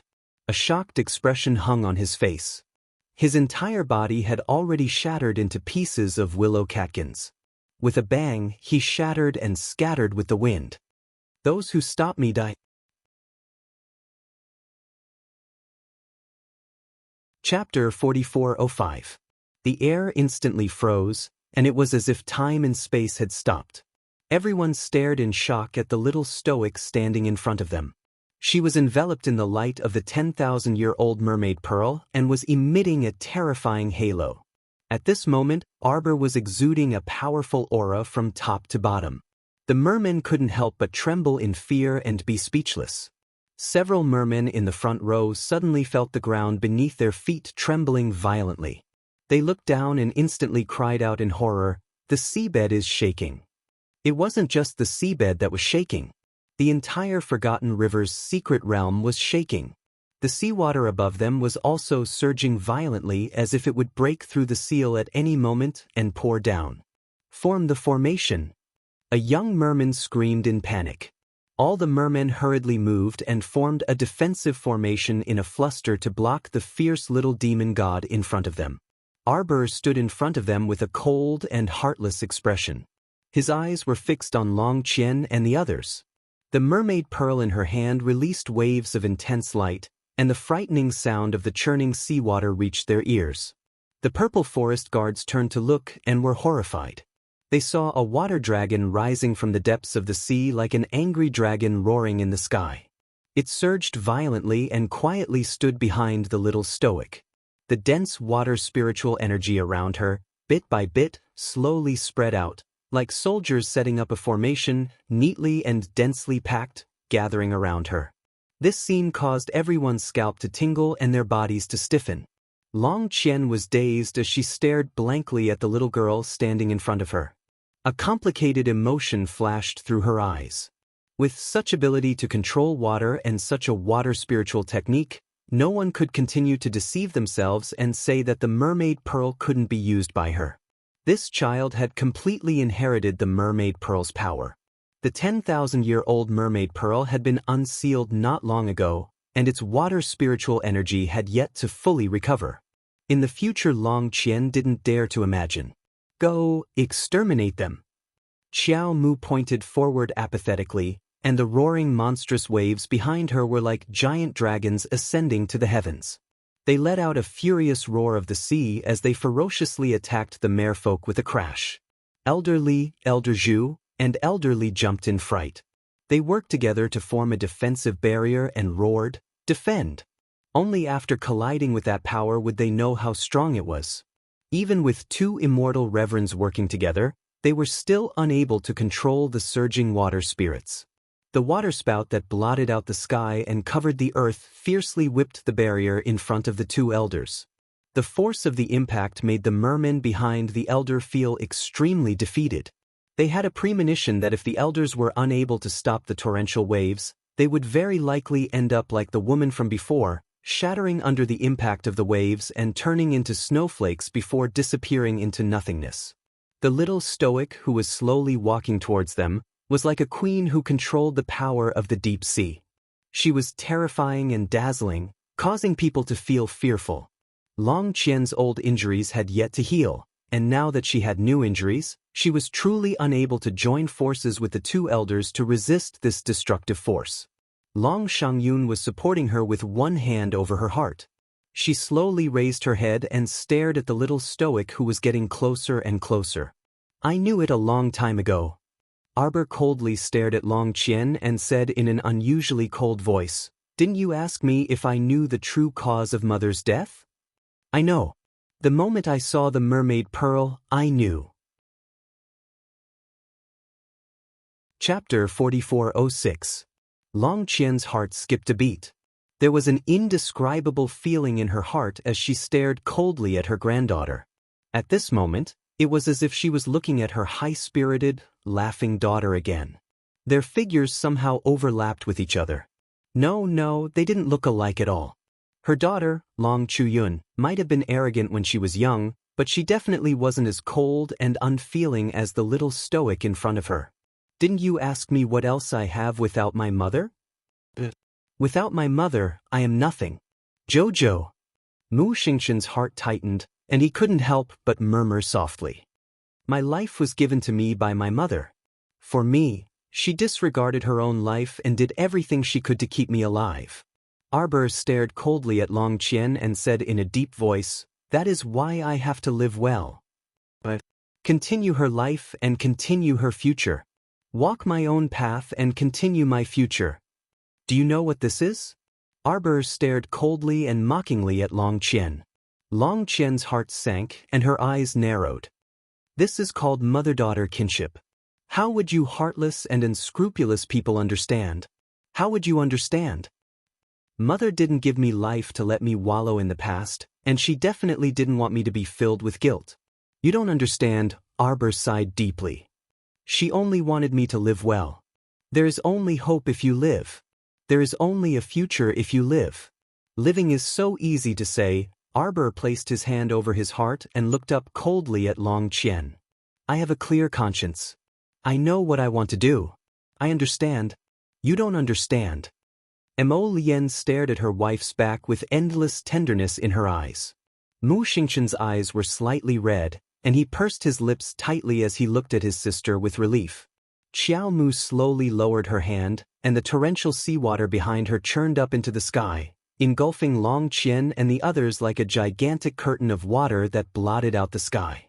Seeing that the huge water curtain was about to hit their defensive barrier, they suddenly stopped. The two elders' faces darkened. Their saint powers surged as if they were facing a great enemy, waiting for the power to fall. However, the water curtain shattered bit by bit, disintegrating into wisps of watery mist in front of their eyes, spreading out in all directions and letting out soft sizzling noises. Long Qian's eyes were already opened wide, and she was just waiting for the attack to arrive. However, the scene before her caused her to be unable to react for a time. "Cousin." She felt like he was about to die, and he took a deep breath. He secretly loosened his clenched fists and wanted to say a few more words. Arbor's cold and resolute voice rang clearly in their ears. "This is the last time. For the sake of Ancestor Xuanji, I'll let you off. From now on, Arbor has severed all ties with the forgotten River Dragon clan. We have nothing to do with each other anymore. If there's an invasion, just like this." Xiao Mu swatted over with a backhand palm, and a giant stone lion that was 30 feet away instantly disintegrated into fine powder amidst a flash of white light. Long Shi's eyes widened. He looked at Arbor and then turned to look at his grandmother. Long Chuyu was deeply affected and had already fainted. Madame Long quickly called for someone to help support him. She looked at Arbor with a complicated gaze. Long Qian also felt a buzzing sound in her ears as she stared coldly at Arbor's back. Chapter 4407. The words, "We'll sever all ties and have nothing to do with each other," echoed in her ears. Long Qian couldn't help but spit out a mouthful of blood, and her complexion withered even more. "Grandmother! Grandmother!" Long Shangyun supported Long Qian, and Long Qian also hurried forward to help. After saying that, Xiao Mu didn't look at the Dragon Clan clansmen anymore. It was as if looking at them a few more times would dirty her eyes. She turned around and walked toward the city gates with an indifferent expression. Everyone else naturally followed her. Mo Lien and He Chin both paused in their footsteps and turned around simultaneously. One of them released a pitch-black fire spirit, while the other threw out a wood spirit. They were so fast that it was hard to predict. The two forces heavily collided with the two elders.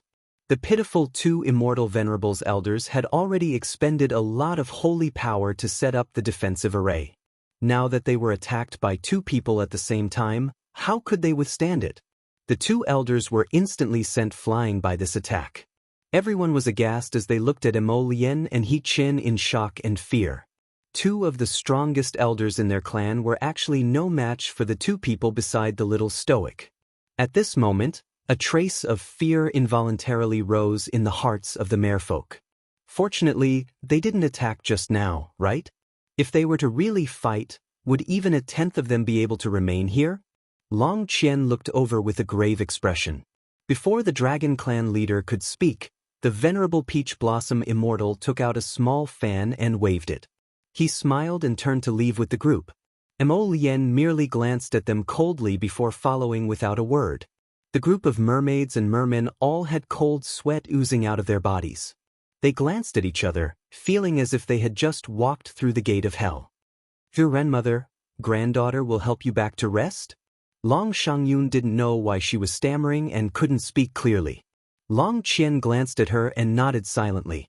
Long Qian couldn't help but sigh deeply. She glanced at the clansmen around her and then at her father who was being helped away. She massaged her temples as she felt a headache coming on. The situation in Wangchuan was so serious, but the clansman and the crown princess of the divine prefecture parted on bad terms. Let's not talk about working together in the future. It was clearly the river of forgetfulness that proposed to unite the three continents and cooperate on land and sea. But now it was truly a joke. If the little stoic didn't participate, then perhaps the Zhangzhou and underworld provinces would also withdraw, right? Long Huan couldn't help but let out a long sigh. Not long after Long Huan returned to his own courtyard, he was called to the study room by his father, Long Chuyu. His father's body had always been frail, and he was bedridden all year round.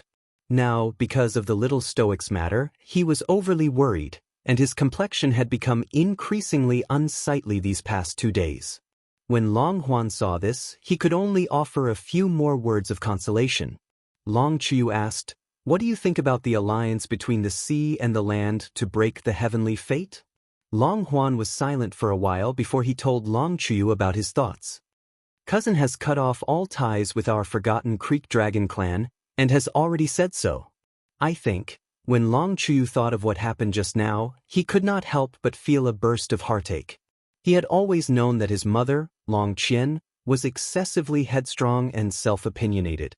Once she set her mind on something, she would insist on accomplishing it and would not care about anything else. But he really didn't expect things to turn out like this.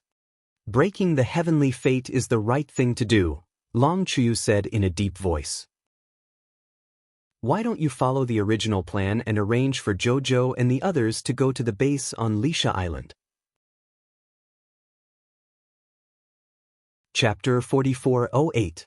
Long Huan couldn't help but smile wryly. Do you think they'll be willing? The little Stoics group must have returned to the Divine Province by now. No, you should go and talk to her. Father, aren't you being too optimistic?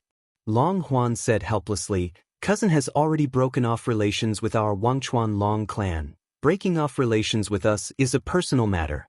Cooperating is for the greater good of the three provinces. Long Chuyu looked distressed. Although father hasn't interacted much with your cousin, I can tell that this child is someone who clearly distinguishes between gratitude and grudges. She won't destroy an alliance against the Heavenly Fate Empire for her own selfish desires. Realization dawned on Long Huan. Although his father's health had always been poor, he knew that his father was a man of great wisdom. All right, father, I'll go find them now. Long Huan inwardly decided that no matter how the people around his cousin beat or scolded him, he would endure it all. Long Chuyu raised his hand and patted his shoulder. You've been wronged. Long Huan shook his head and forced a smile. Suddenly, a royal guard's report came from outside the courtyard, and Long Huan called him in. What is it? The Crown Princess's group is heading towards the snowy mountain range. What? Long Huan was involuntarily startled. Why would they go? Long Huan turned to say to Long Chuyu, "Father, I'll bring people to find them now." Ferocious beasts roamed the depths of the snowy mountain range. Although the little Stoics group had many people and many of them had high cultivations, it would probably be troublesome if they were surrounded by a group of ferocious beasts. Long Chuyu also nodded quickly. "Why are they going there?" "Oh, that's right, go call Yuner over," Long Chuyu added. Long Huan's gaze was a bit complicated, but he still nodded. He turned to walk to the door and called a royal guard over to give him some instructions. That royal guard was taken aback and hastily said, "Young Master Ding? He seems to have left with the Crown Princess's group." Long Chuyu was startled. What happened? Long Huan couldn't help but frown. Was he captured? Or did he follow them himself? Captured? That wasn't very likely. Moreover, he had secretly observed that the little Stoic didn't give Ding Yun any face, so their relationship definitely wasn't good. The guard scratched his head and said, "When I came over, I only took a glance. I didn't see clearly whether young Master Ding was caught or left with them voluntarily." "Father, I'll go now." "What are you going for?" Madame Long walked in. Her warm and gentle smile was gone, and a cold light flashed in her eyes. She said mockingly, "He followed them of his own accord. You're in such a hurry to chase after him. It's as if you care about your son. I've been back for so long, but I've never seen you treat him differently. So it turns out that you didn't dare to show it because of my presence. You're really good at pretending." Madame Long sneered. Long Chuyu was choked by her words and was a little speechless. "Mother." Long Qian looked at his parents awkwardly. As a son, it was difficult for him to be sandwiched between his parents. He couldn't help his mother criticize his father, so he just stood there awkwardly. "What's wrong with you now? What about me? Tell me what's wrong with me." "What, you Long Chuyu hid it from me for so many years and secretly gave birth to a son outside, yet I can't tell you." Long Chuyu originally wanted to speak, but he was stopped by a violent cough. "Father." Long Huan hastily went up and handed him a cup of water. "I'm not done yet, wait a moment." Chapter 4409. Long Chuyu drank a mouthful of water and calmed his breathing. Only then did he open his mouth to speak. "Haven't I already explained this matter to you? I didn't know that Xian." "Heh, Xian, you still call her so affectionately." A trace of disgust flitted across Madame Long's eyes. "Back then, if I hadn't acted first and went to reason with that bitch Ding Xian, I wouldn't have been able to do anything." "Long Chuyu, who do you think should sit on Madame Long's seat today?" Long Chuyu naturally lost face after being scolded by his wife in front of his son. He couldn't help but fly into a rage out of humiliation. Unreasonable. Then, he turned and entered the inner hall without another word, unwilling to speak with Madame Long anymore. Madame Long turned to look at the embarrassed Long Huan. "Well, you must be tired from running around these days. Rest well at home and don't go anywhere." Long Huan hurriedly said, "But mother." "No buts." Madame Long pulled her son away. "What does that brat Ding Yun's life or death have to do with you? Just let him stir up trouble with the Divine Province's crown prince. When the time comes, others can't stand him and will naturally chase him back." "But..." Long Huan was dragged out by Madame Long, and he rubbed his forehead with a headache. Sometimes, when a woman is unreasonable, no one can persuade her. Mu Xingchen nudged Emo Lien's elbow and glanced at the railing. His younger sister was sprawled on the railing alone, gazing at the clear water and blue sky as dusk deepened. It had already been almost an hour. "Are we really not going to talk to her?" Emo Lien glanced sideways at him and shook her head slightly. Let her have some time alone. He understood his Qiao Qiao too well. No matter how resolute her words were, today, she had broken off all ties with the Wang Chuan dragon clan and her mother's family. Now that she had come to this point, she would definitely not feel good in her heart. Mu Xingchen sighed. When he looked up, he saw Sikong Fuling and Ding Yun walking over side by side. "Young Master Ding, Miss Sikong." Mu Xingchen stood up and gave them a seat. Emo Lien looked up at the two of them casually. Why is there only tea and no wine? Young Master Ding sat down with a smile, took a teacup, and poured himself a cup of tea. Mo Lien looked at him deeply. You must have heard of my mother, Ding Zian. Ding Yun smiled and drank the tea in one gulp. He put down the cup and looked towards Mo Lien. I had an ill-fated relationship with Long Chuyu when I was young. That's how I came to be the elegant and carefree young master. Eldest brother. Sikong Fuling could not stand his tone of self-amusement and glanced at him in displeasure. Good, Ding Yun said with a smile. As a son, I naturally can't interfere in my parents' past. Anyway, I'm quite familiar with this area. I didn't lie to you. When I was young, my mother brought me here to stay for a while. At that time, I was still young and didn't know anything. I didn't know why we had to stay in this cold and wet place surrounded by water. I only found out later. Waiting for someone, especially waiting for someone for the rest of one's life, is such a difficult thing. Young Master Ding smiled faintly in self-mockery. Sikong Fuling turned to look at him, her eyes flickering slightly. What's with your expressions? Young Master Ding retracted his gaze and looked at Mo Lien, Mu Xingchen and the others. He laughed and said, Don't pity me. Chapter 44:10. Mo Lien rolled her eyes at him and got straight to the point. What do you think is on the island? A barrier. A barrier? It's that kind of ancient natural barrier. Ding Yun nodded and said, There's a problem with the space. Otherwise, how could 20,000 elites disappear without a trace? That's right. Even if someone launched a sneak attack, with so many people, it should be earth-shattering. Mu Xingchen nodded, deeply finding it reasonable. Mo Lien responded with a flinching. He suddenly stood up and floated to Arbor's side in a flash, reaching out to support her body. His movements were light and gentle, and his phoenix eyes seemed to overflow with gentleness. Mu Xingchen rolled his eyes at his back and grumbled, Didn't you just say not to disturb her and let her have some peace and quiet? In the end, he floated over himself in less than a quarter of an hour. Mo Lien naturally heard his brother-in-law's grumbling, but he was disinclined to retort. Although he was sitting here talking to Ding Yun and the others, his gaze kept drifting towards Jojo. When he saw the little fellow lying on the railing and nodding her big head, he knew she was dozing off. He hastily floated over to support her. When he looked down and saw that the little stoic was already drowsy and half awake, he couldn't resist chuckling. Mu Xingchen also hastily moved over. Younger sister, she's been tired from the day. I'll take her to rest. Let's talk about it tomorrow. Oh, eldest brother-in-law replied dryly. Mo Lien lifted the little stoic up bridal style and briskly walked towards the stairs. Sikong Fuling silently glanced at them and reflexively looked at her elder brother's expression. However, she saw her elder brother's deep gaze but didn't say a word. Just as Mo Lien reached the steps next to the stairs, he suddenly dodged to the side and lifted his leg to kick something. That thing was like a ball as it flew far away and landed softly on the table in front of Mu Xingchen. Mu Xingchen looked down and his expression abruptly changed. He stood up and summoned his sword from his conscious. It's that dragon. What? Sikong Fuling jumped in fright and hastily dodged behind him. Is it the blood-patterned black dragon that fought with the black dragon at the bottom of the sea?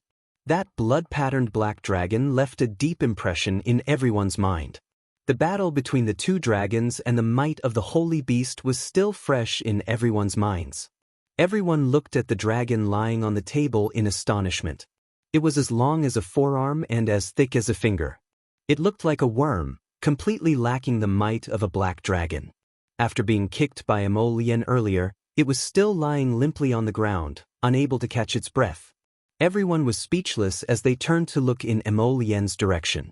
That old man didn't even look at Xue Wenlong as he carried his Qiao up the stairs and left. Everyone looked sympathetically at the goods lying on the table. Which corner did you crawl out from? Mu Xingchen withdrew the sword in his hand, thinking that he had been too nervous just now. They had seen this blood-patterned dragon with their own eyes. It seemed to have flown out of their little sister's inner world. Was it their little sister's personal sacred beast? What's wrong with you? Sikong Fuling couldn't help but ask, feeling that the little worm was a little pitiful. She raised her head and looked at the people in front of her with her watery eyes, ignoring them. Following that familiar feeling in its memory, it wriggled down to the ground and swam in the direction of Arbor. "Hungry, so hungry, master, I'm hungry." Everyone was speechless as they watched this fellow wriggle up the stairs and chase after Arbor with tears in its eyes. See you tomorrow at 4 p.m. Chapter 44:11. Sikong Fuling stared at it in astonishment for a moment before rubbing her nose. It can't be that it's so hungry that it can only crawl, right? Mu Xingchen glanced at her and was momentarily speechless. "Miss Sikong, you really know how to joke." Hearing that, Sikong Fuling silently glanced at Mu Xingchen and coughed awkwardly. That was true. She had indeed never heard of a holy beast being half-starved to death. This should be their misconception. "Hungry, so hungry, master, hungry." Arbor abruptly sat up, and his movements were so large that he almost flipped off the bed. A pair of large hazy eyes met with Emo Lien, who was sitting at the table and looking at him. For a moment, he was at a loss and didn't know where he was. Emo Lien couldn't help but want to laugh. She quickly walked forward, lifted her clothes, and sat down by the bed. He raised his hand to hold her small hand. "How is it?" "Who's calling me?" Arbor looked sternly at the crown prince and extended a finger to point in the direction of the door. "Outside the door." Emo Lien secretly ground her teeth, but still got up as instructed. She walked to the door and raised her hand to push it open. Sure enough, a slender little thing slithered in and rushed toward its master's bed with teary eyes. Arbor sat up cross-legged and sized up the little fellow that was climbing up. This slender little thing had vertical blood patterns carved on its back and a pair of small horns on its head. Arbor seemed to see 3 little dragons above the sparkling lake, churning and spitting fire as they spun up and down. Each of the 3 little dragons had a pair of dragon horns on their foreheads, and their blood-red bodies meandered upward. The flames they spat out were also blood-red. When the flames touched the lake, a sizzling sound was heard, and a small part of the lake water completely evaporated. "Come back, how dare you make such a fuss? So disobedient. Watch as this little ancestor draws the Fushi sword and beheads you." Arbor's gaze was distant as he looked at the thing that crawled along the bed and finally reached her knees with great difficulty. She couldn't help but let out a faint chuckle as she gently stroked the little dragon's head. It turned out that this troublesome blood-marked demonic dragon had been sealed in her inner world all this time. The snake sculpture in her inner world was not a snake sculpture. It was a blood-patterned demonic dragon. She had hatched the 3 blood-patterned demonic dragons with great difficulty. Even now, he could still remember the scene where the scarlet blood flame touched the lake water and turned it into steam. This little bit of fire could burn down mountains, rivers, sun, and moon. It was quite fierce. The little stoic's eyes rippled with gentleness, and her small hands stroked Xiaolong's head, but her thoughts drifted off somewhere. "Xiao Bao, no matter where you go, Master will definitely look after you. Time and space are not a problem. As long as you miss me, just call me. I will definitely hear you." Xiao Mu blinked lightly before looking up at Emo Lien, who had stopped in his tracks and was gazing at her. She smiled brightly, her eyes crinkling. "I'm hungry." Emo Lien quickly stepped forward and gently pulled her into his arms. He lowered his head and kissed her forehead. "What do you want to eat?" "I want to eat something sweet.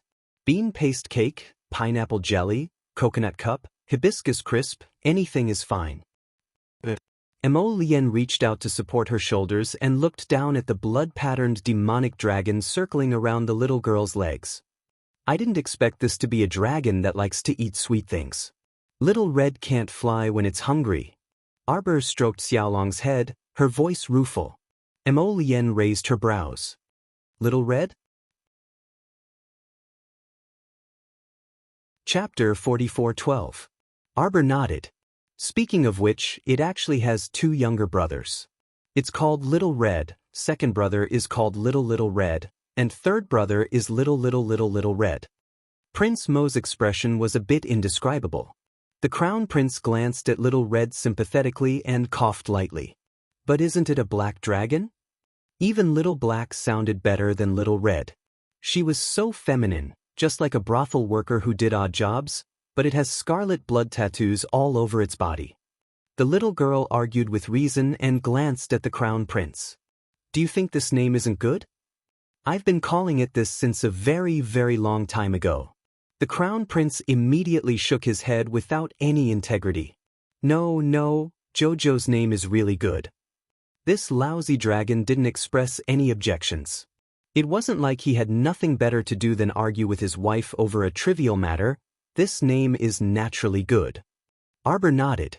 Just like me and my younger sister and brother.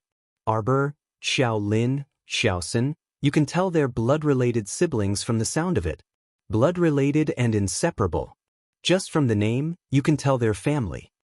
Yes. Prince Emo nodded helplessly. He went up to hug his wife and kissed her hard. Wife, do you still want to drink sweet soup? Date and longan soup. The little girl's eyes brightened. The smile on Prince Mo's lips widened wantonly. When he looked down, he saw that lousy dragon's round eyes also brightening. This little expression was exactly the same as its master's. Songzhou's Luyu Pass ever since His Majesty personally arrived 3 days ago and took down the bandit leader with a single arrow, the morale of the Middle Army had been greatly boosted. After many days of extermination and encirclement, the bandit groups were forced to flee into the depths of the mountains and forests. Duan Yu ordered to surround the mountains and kill them one by one. For you've been sneakily spying on us. A young man in black riding beside Duan Yu turned his head to take a look. He saw 2 soldiers pushing and shoving a person whose face could not be seen clearly. That person cried out, "Hey, let go, let go, let go, quickly let go, my shoulder is about to be broken by you." When Duan Yu heard the familiar voice, he glanced to the side and raised his hand slightly. The black-clothed youth said, "Release him." The 2 soldiers loosened their grip and pushed the man in front of them. With a thud, Wu Ruomei's knee hit the ground heavily, causing her to grimace in pain. "Wui, send her back." Duan Yu swept her a glance before turning to leave. Wu Ruomei hurriedly shouted, "Hey, wait. Your Majesty, I came here this time to report an official matter. I'm not fooling around." The black-clothed youth had already dismounted and walked to young Miss Wu's side. Just as he was about to take this troublesome young Miss Wu away, he heard her repeatedly shout, "Big matter, big matter. I have the letter can prove it." Duan Yu waved his hand and had someone present the letter in her hand. After skimming through it, his gaze landed on her deeply. "Does your father know about this matter?" Wu Ruomei scratched her head with a mischievous grin. "My father, he probably doesn't know." Duan Yu expressionlessly glanced at her. "If you don't use a messenger talisman, you'll have to run back and forth for several days and nights. By the time you tell him about this matter, it's already out of control." "Ah." Wu Ruomei looked at him in bewilderment and cautiously asked, "Your Majesty already knew?" She thought she had gathered a big piece of news from the streets. Chapter 44:13. Duan Yu ignored her and turned his horse to leave.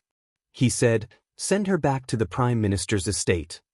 Then why hasn't His Majesty returned to the capital after such a major incident? Wu Ruomei was a bit perplexed and hastily asked. Wu Yi gruffly pulled her up. All right, you don't need to meddle in His Majesty's affairs. Why should a woman like you meddle in so many men's affairs? Wu Ruomei pushed Wu Yi back. So what if I'm a woman? Wu Yi couldn't help but be amused. Nothing if I'm a woman, it's just that you... Wu Ruomei suddenly summoned her long sword from her conscience. Unsheathe your sword. I want you to pay the price for this. The surrounding onlookers. Wu Yi twitched his mouth and rolled his eyes while crossing his arms. I never raise a hand against women.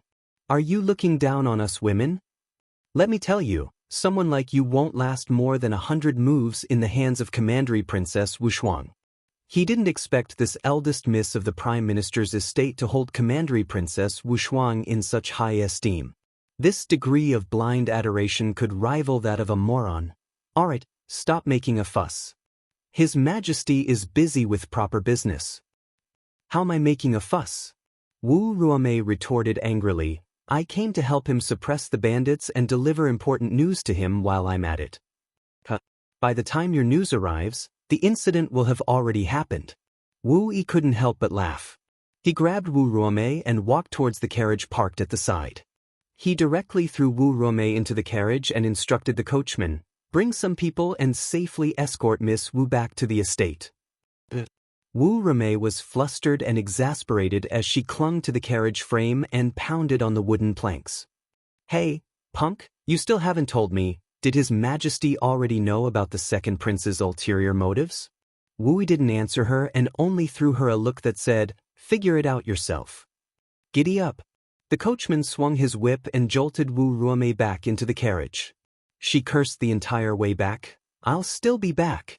Don't think of stopping my ambition to be a female general." Wu Yi couldn't help but facepalm. It was no wonder that the Prime Minister always had an indescribable look on his daughter's face when he saw her. Any father who met her would feel stifled. That night, Duan Yu led his troops to a nearby barren mountain and captured all the remaining bandits in one fell swoop. At dawn, Ying silently appeared beside him, bowed and said, "The second prince's people have started to move." Duan Yu glanced back.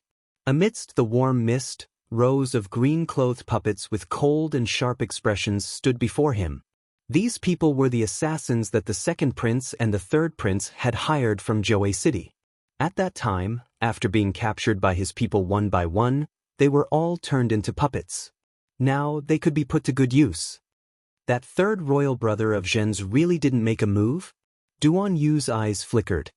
He seemed to have thought of something, and his expression appeared somewhat regretful. These useless brothers of his only knew how to eat, drink, and play all day long. They were all useless, and raising them was really a waste of money. He really wanted to take advantage of this opportunity to get rid of his second and third brothers in one fell swoop. Unfortunately, his third brother usually appeared to be a rash and impetuous person, but this time, he had some brains and didn't participate in this from beginning to end.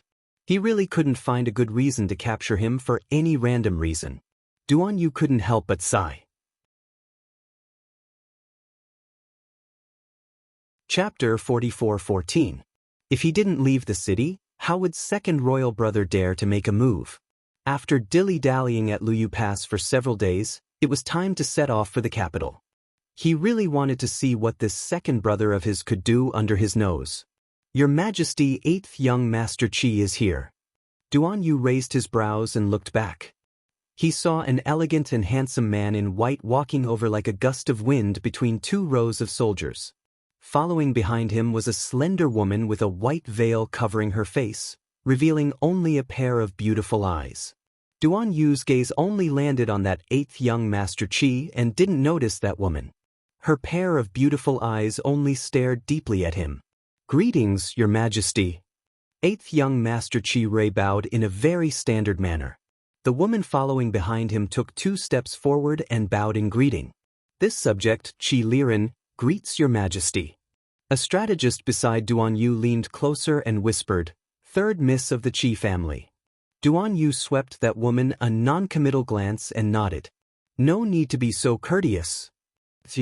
Duan Yu got straight to the point and asked this 7th young Master Qi, "How is the matter we asked you to consider?" 8th young Master Qi quickly bowed again. "It is my Qi family's honor to be able to take responsibility for the country. 8th Qi is willing to follow Your Majesty and serve you faithfully." Duan Yu wasn't surprised by 8th young Master Qi's attitude at all and only nodded. "In that case, you will follow us from now on." Duan Yu paused and turned to look at Qi Liren behind 8th young Master Qi. 8th young Master Qi looked a bit embarrassed.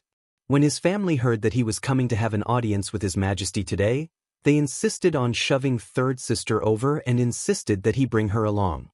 He had already said that His Majesty was not interested in this kind of thing, but that unreliable father of his still insisted that he bring third sister along. He couldn't find any other excuse at this time.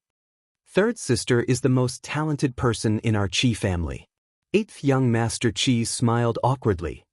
"To outsiders, everyone only knows that my talisman skills are outstanding, but third sister is actually slightly better than me." At this point, even a fool would understand that the Qi family still wanted this third miss to stay by His Majesty's side. Duan Yu's expression was aloof as he shook his head. Third Miss Qi has the heart to serve the country, which is commendable. There is a difference between men and women. I do not need a woman to follow me for the time being. Everyone looked at each other in dismay. Qi Li Ren was stunned, but she wasn't angry.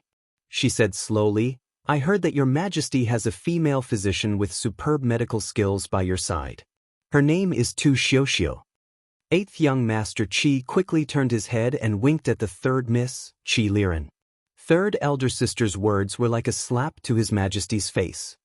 His Majesty had just said that he would not have any female attendants by his side, and now he was slapped in the face by Qi Liren. Duan Yu glanced at eighth young Master Qi. Physician 2 is married. Everyone was speechless. What did that mean? Does His Majesty discriminate against unmarried women? However, Duan Yu recalled that day at the foot of Mount Daxing, when Physician 2 knelt in front of him and said, Tu Xiuxiu only wishes to have the opportunity to come into contact with people from the military and investigate her husband who disappeared from the military 6 years ago.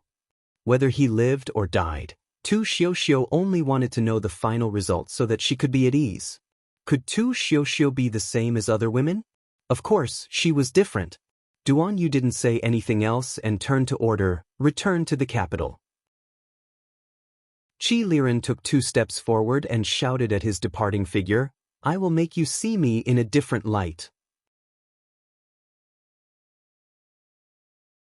Chapter 44:15. The boat docked on the shore, and everyone followed closely, stepping onto the beach covered in a thick layer of snow. Arbor casually put away scarlet firmament waves and looked around. It was a vast and empty island. At a glance, it was completely barren. It felt as if one could see the end of it with a single glance. This area of barren islands was connected to the sacred land of the snowy mountains, and they all had the same landscape.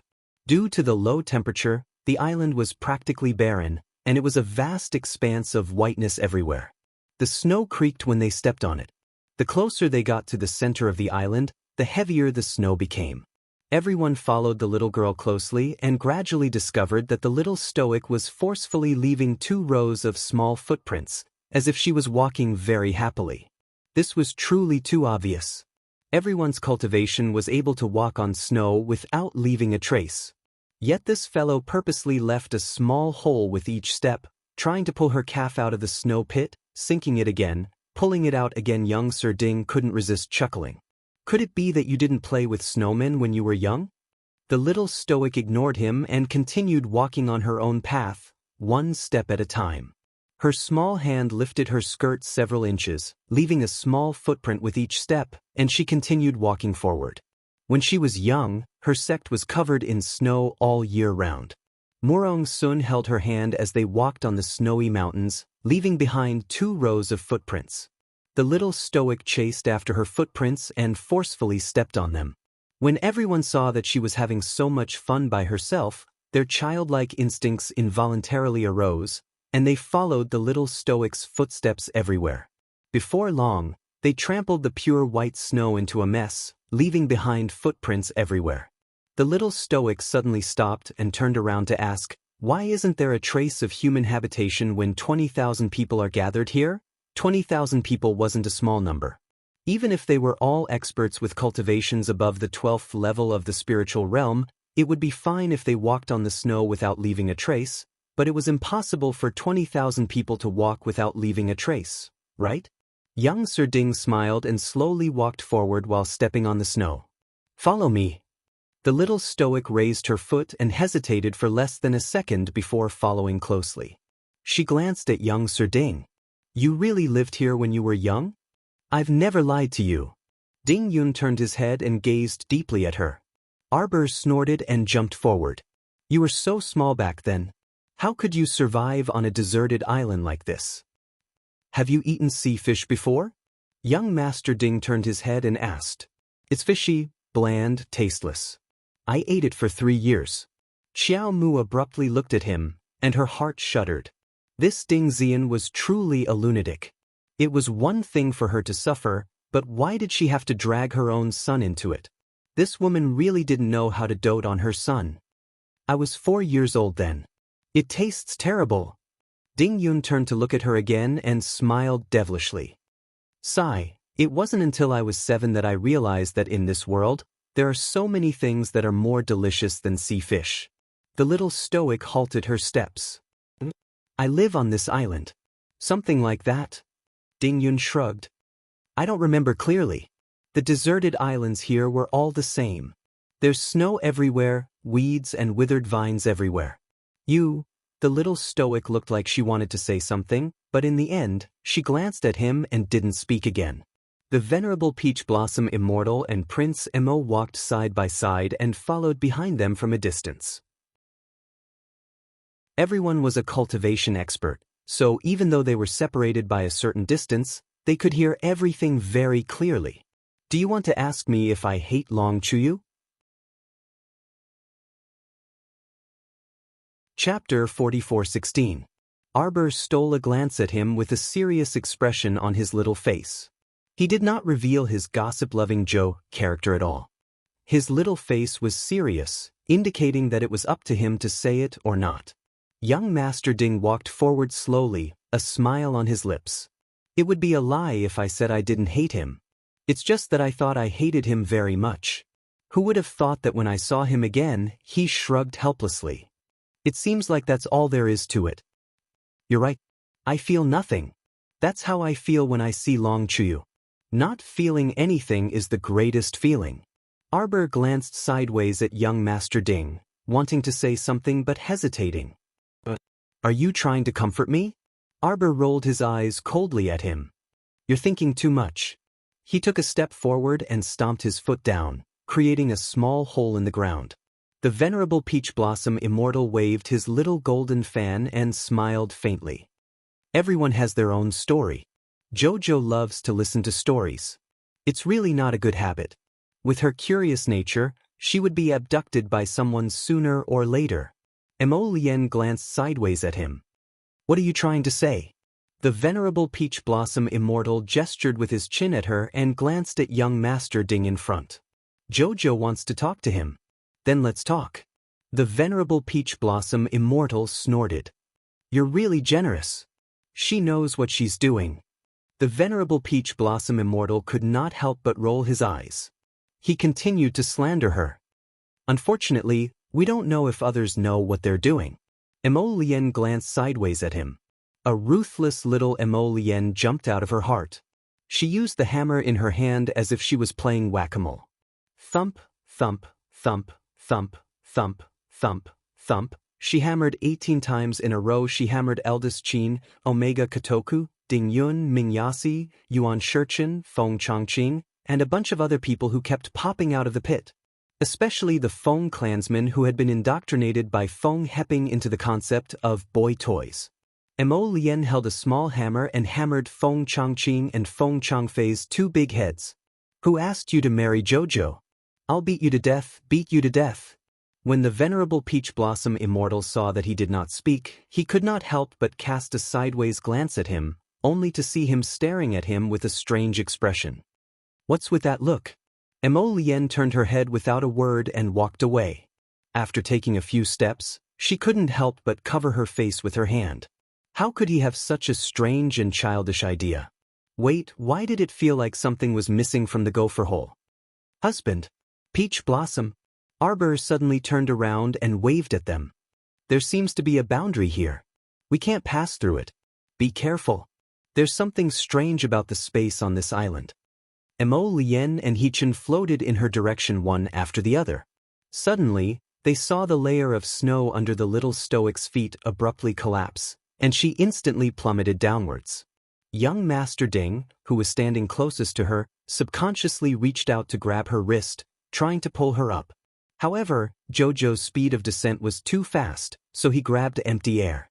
Anxious, he jumped down without thinking. Jojo. Mo Lien and Hechen were both alarmed. Oh no, there seems to be a spatial formation here. Feng Chongqing cried out in alarm. Everyone be careful. Just as he finished speaking, a few people suddenly fell into the snow hole on the ground. Miss Sikong. Mu Xingchen turned around and saw that Sikong Fuling's feet had loosened. Just as she was about to rise into the air, everyone saw a withered vine shoot out from the ground and coil around her feet. Mu Xingchen reached out to grab her arm. Abruptly, he felt an irresistible force, and he also plummeted downwards with Sikong Fuling. Chapter 44:17.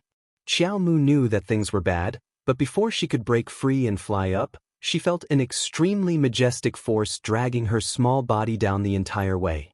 As soon as she fell, she knew that there was indeed something wrong with this space. In reality, she didn't fall into any snow pit. She was probably pulled in by the mutated space here. The deserted island near the Snow Ridge Holy Land should be filled with natural space barriers and traps, as Ding Yun said. Qiu, what will happen if I hide in the star domain now? Master Silver, why don't you hide in here and eat something before continuing to fall? Arbor chuckled with a fake smile. Was Qiu not joking? But it was true. There was no use hiding in there now. She would still appear where she went in. If she wanted to fall, she had to continue falling. Therefore, there were many things that were useless to hide. She still had to face what she had to face. Based on your guess, how long more will I fall? I don't know, Master. The tree man who was watching the show had a large basin of pills in front of him and was throwing them into his mouth. To be honest, the little tree man didn't feel anxious at all. After all, she was his master. She was already a peak level 5 God Realm cultivator. How could she be troubled by such a small matter? While munching, Qiu said, Master, don't worry. You'll fall to your destination eventually. Pay attention to your defense. Open your defensive barrier. If it doesn't work, I'll set up a wood spiritual barrier for you. Master and Silver will protect you. Go, Master, go. Arbor, she really didn't want to talk to it right now. Arbor waved her finger. Several defensive talismans floated around her and instantly formed a small defensive talisman formation around her. She continued to fall, but she could feel that the speed of her fall seemed to have weakened a lot. Master, young Master Ding also jumped down with you just now. Qiu didn't mind watching the show and gloated. It's a pity that this space is very strange. As soon as he jumped down, he seemed to have been led astray into another passage. Arbor ignored it. She felt that she had fallen for a quarter of an hour before she saw a ray of light below. She took out a gravity talisman and slapped it on herself. Xiao Mu's body sank in midair, and when she looked down, she saw a stretch of jade-colored grass below her. The wind blew the grass and leaves, and everything was green. Stepping on the soft grass, Arbor pursed his lips and remained silent for a while. Then, he stretched out his fingers again and stuck a few defensive talismans on himself. Master Silver, do you feel unwell? Arbor raised his hand and summoned an ordinary spiritual sword from his inner world. He gently stirred the grass in front of him and walked forward expressionlessly. He didn't feel any discomfort, but he felt discomfort everywhere.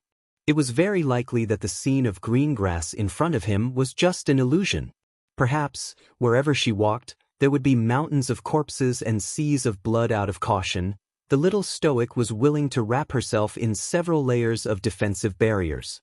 She didn't want her skin to come into contact with anything around her. Master, do you want Qiu to come out and accompany you? Arbor was silent for a while before he said, No need. All right, then Qiu will cook noodles for Master. If Master is hungry later, you can come in and eat. Arbor thought about it and nodded. She knew that Master would definitely pay attention to her when it came to food.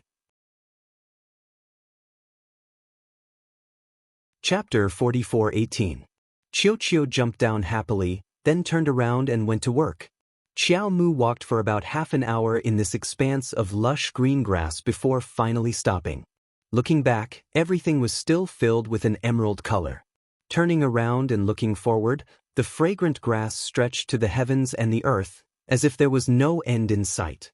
Arbor leaped into the air and looked into the distance, but there was nothing out of the ordinary. As far as her eyes could see, there was still green grass. There seemed to be nothing out of the ordinary. She landed on the ground and sat cross-legged, her beautiful brows furrowed slightly. Right now, the situation was like a turtle trapped in a jar. It was as if it was completely trapped within the spatial barrier. However, she did not know where this domain was, and for the time being she could not find a way to break this barrier. Arbor looked up at the sky. There were no clouds in the sky, and it was a clear blue. Who would have thought that they would be able to see such pure blue light in a domain like this? Since she was already here, Arbor was not in a hurry. She waved her hand and brought out the bowl of vegetables and meat noodles that Qiuqiu had cooked. Master, do you have any plans after finishing this bowl of noodles? Why don't you let Qiuqiu try and see if it can break this barrier? Arbor slowly picked up her chopsticks and put it into her mouth expressionlessly. She did not say anything.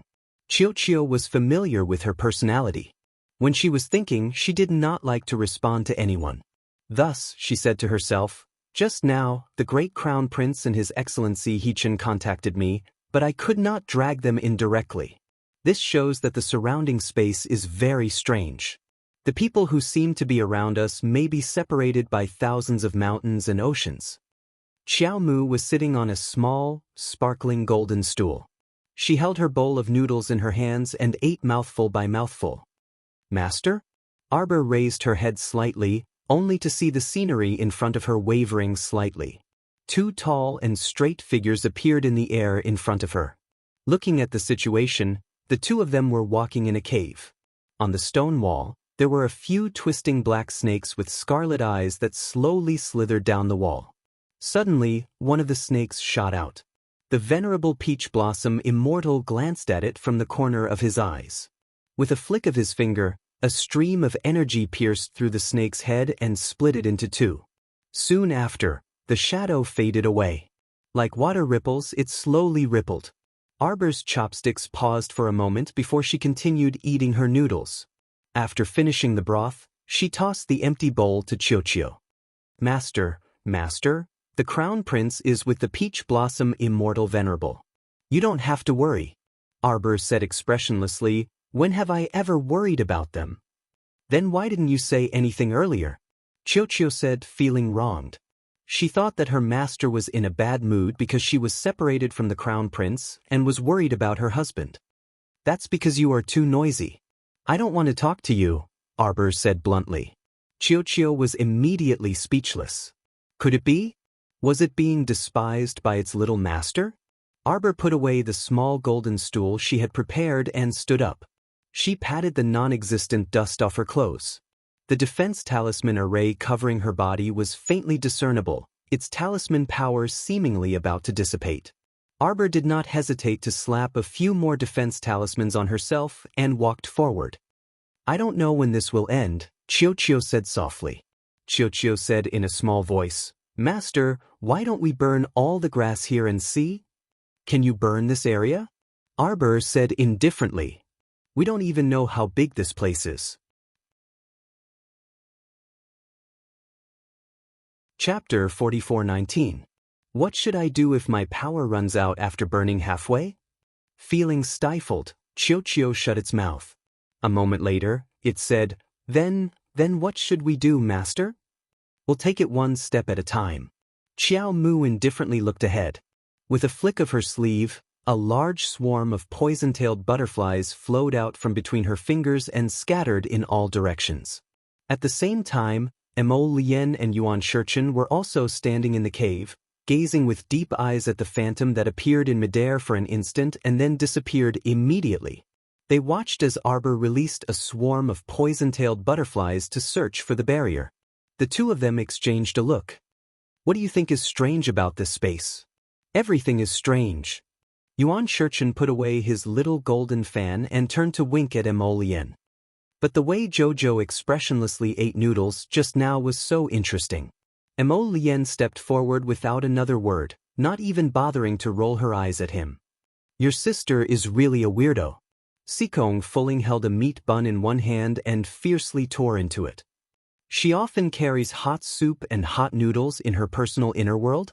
She doesn't forget to bring enough food when she comes out for training.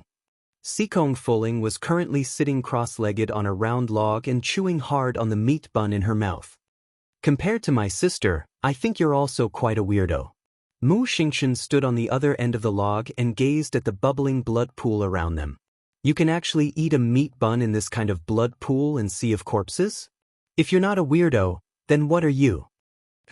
Sikong Fuling directly swept away a withered white claw that was clinging to the log with the hilt of her sword. How am I a weirdo? She looked down at the bun in her hand. What do you think these surroundings are? I'm telling you, they're all illusions. The smell of rotting corpses you smell and the blood pool and sea of corpses you see before you actually don't exist. To put it bluntly, this space is just for us to imagine for ourselves. Whatever you imagine will appear around you. In addition, you saw that expressionless face just now because you were thinking about her. That's why she appeared in front of us. In fact, she is isolated in another sealed space, which may be thousands of miles away from here. As he spoke, bubbles suddenly appeared in the blood pool. Suddenly, a few blood crocodiles with their mouths wide open jumped out and bit at the logs under their feet. Mu Xingchen was startled. His long sword flew out from his conscious with a whoosh and immediately chopped off the head of a blood crocodile. Sikong Fuling's attack was not weak either. In a flash, she stabbed the other blood crocodile back into the pool of blood that was seething with flowers of blood. My mother! Sikong Fuling wailed. Mu Xingchen couldn't help but roll his eyes. So may I ask, Miss Sikong, what exactly were you thinking when you came in here? He had already said that the surrounding environment was an illusion created by his imagination. Why couldn't he control his unrestrained thoughts? My heavens, Sikong Fuling exclaimed. In all honesty, I didn't think of anything at all. I really wasn't thinking of anything just now.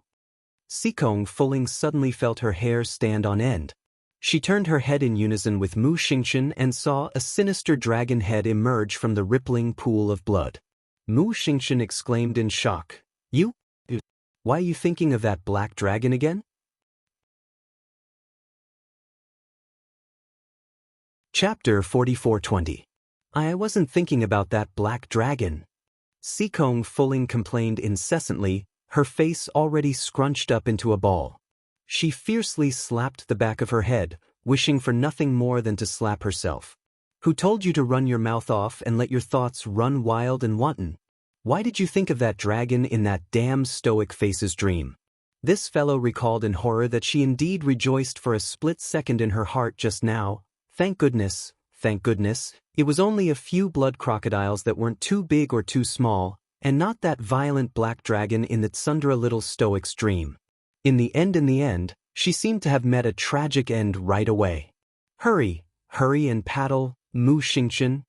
Sikong Fuling couldn't care that much anymore and directly used her long sword as an or to paddle the bloody water in the pool. However, the log seemed to have suddenly lost control and kept spinning back and forth in the center of the bloody water. Mu Xingchen lifted her up, kicked the log aside, and fled in the air. Hurry and recall that black dragon in your head. Are you stupid, Mu Xingchen? Sikong Fuling was so angry that she repeatedly kicked her legs while being carried in his hand. She shouted angrily, Don't tell me you don't know? Summon things can't disappear unless it's destroyed. Roar. That pitch-black and extremely malevolent black dragon finally burrowed out of the bloody pool. It leaped into the air and chased after the two of them. Think of something good. Mu Xingchen couldn't resist roaring. Defend, defensive shield. Sikong Fuling's mind was a mess when she saw that black dragon snaking its way up and chasing after them, and she suddenly shouted. The black dragon bit down on the defensive wall in front of the two of them, immediately crushing it into powder. Why is this defensive shield so unreliable? Sikong Fuling hugged Mu Xingchen's arm and exclaimed in astonishment. Because this isn't a defensive shield you summoned at all, Mu Xingchen said helplessly. This was merely a defensive boundary he set up, so it naturally couldn't withstand a single blow from a holy beast. I understand. Mu Xingchen pulled her up and shouted, Hurry and run! Apart from summoning things that harm others and themselves, this godforsaken place seemed to be unable to summon anything good. Even if you want to think positively now, there's no way to realize it. On the contrary, Mu Xingchen hurriedly stopped his surging thoughts and shuddered violently. He almost blurted out something again. Mu Xingchen. Sikong Fuling staggered in midair and nearly fell into the blood-colored pool. Mu Xingchen hurriedly reached out to grab her. When he looked back, he saw a black dragon chasing after them with a roar. "Let's go!" Xiao Mu paused in her steps and suddenly looked back. There was a patch of fragrant grass, and it was as if nothing had appeared.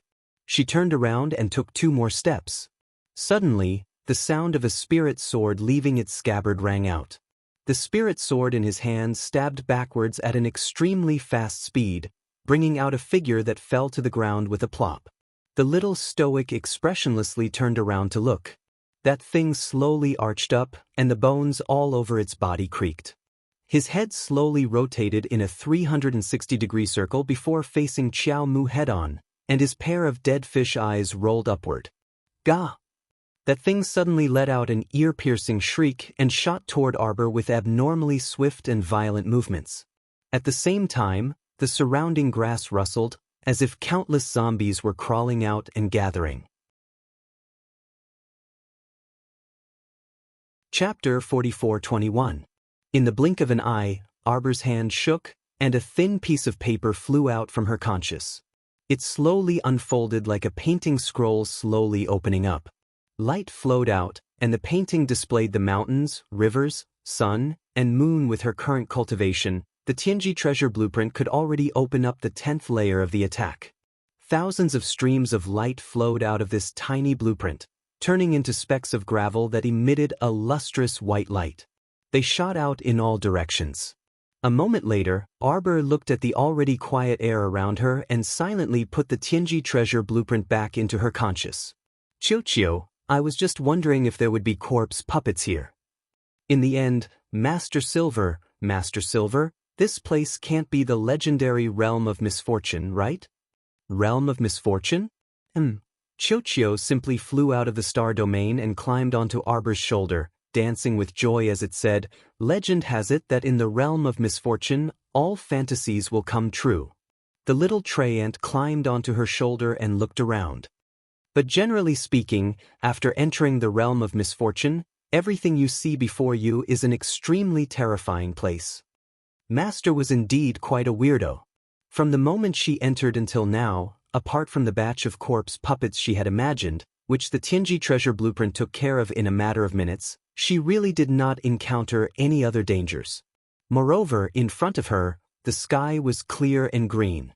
No wonder it did not associate this place with the realm of misfortune at first. "How can we leave this realm of misfortune?" Arbor asked straightforwardly. Since the little tray ant knew what the hell this place was, it should have a way to deal with it. Qiu scratched its head and giggled. "It's extremely difficult for others to get out. But if Master wants to get out, it's really too easy." "Speak."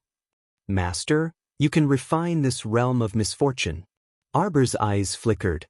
"Is that really possible?" Yes, of course it's possible." Qiu nodded with a grin. "Once Master refines it, the space barrier here will immediately be broken. At that time, everyone will fall out of the realm of misfortune." Arbor nodded, not fully understanding. Judging from Qiu's words, Jojo's Lotus, Yujetchen, and the others should have also entered the realm of misfortune, but they were separated by this mystic realm? If the secret realm was refined, they would naturally be released. Without saying a word, Arbor waved his hand and laid out a blanket. He sat down cross-legged and slowly closed his eyes. Divine power from all directions gathered toward her and quickly enveloped her entire body. This wasn't Arbor's first time refining a mystic realm. This level of refining was already a walk in the park for her. As such, he quickly got into the zone right from the start. Even Qiu was a little taken aback. Master Silver was so formidable. Previously, when refining the mystic realm, there had been at least a period of preparation. But now he did not need to expend any effort at all and directly started.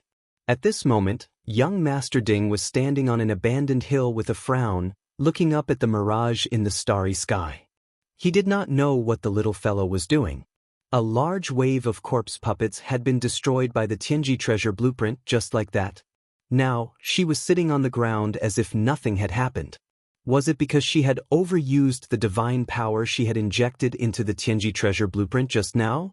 Young Master Ding could not figure it out no matter how much he thought about it. He realized that the mirage in front of him was slowly disappearing. Chapter 44-22. What's Jojo doing? Yuan Shichen pulled out his sword from the wall and turned to look at Mo Lien, who was studying the illusion carefully. This place was really strange. It did not allow them to meet Jojo, but it allowed them to see Jojo's movements from time to time. It made them itch and annoyed. Mo Lien was silent for a long time. The venerable Peach Blossom Immortal walked over impatiently and pushed him. What's wrong? We'll probably meet Jojo soon. Oh! Yuan Shichen's interest was immediately piqued. They had been walking back and forth in this dark and gloomy cave for a few hours. It was the same path, the same scenery. They had already killed 3 snake kings that were as thick as bowls, but they still could not find a way out. However, each snake king was stronger than the last. Can you stop letting your imagination run wild? Rein in your thoughts. Mo Lien looked at him helplessly. Why do you keep thinking about snakes and snake kings? Can't you think about scorpions and centipedes? As Mo Lien said this, he suddenly realized something. He slowly turned his head and met Rotten Peach Blossom's eyes. The two of them quickly turned their heads and saw a large number of centipedes and scorpions climbing down from the wall.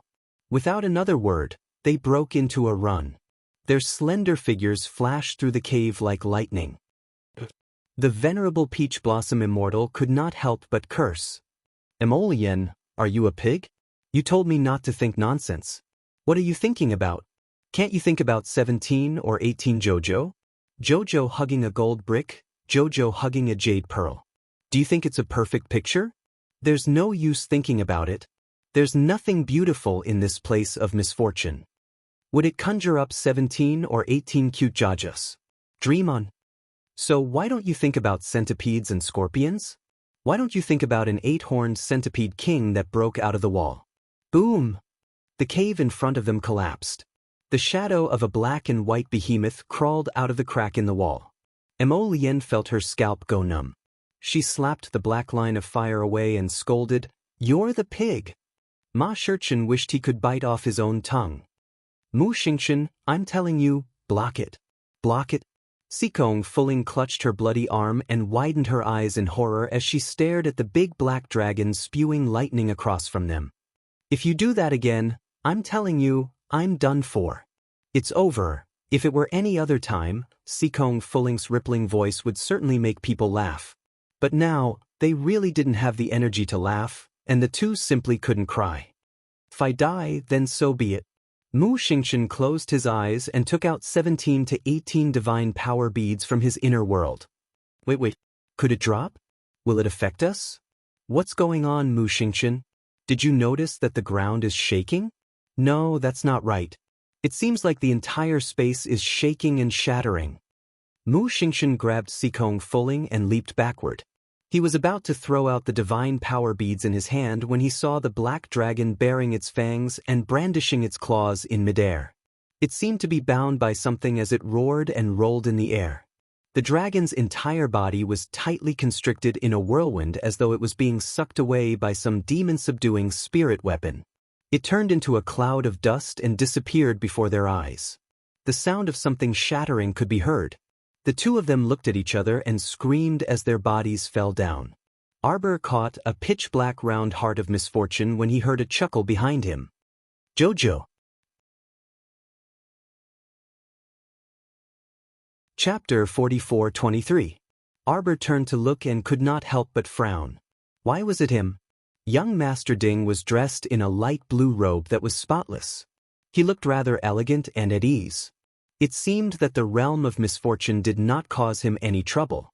This guy did not look disheveled at all. What a coincidence, Jojo. Arbor did not say anything. She only glanced at him from the corner of her eyes, then looked around.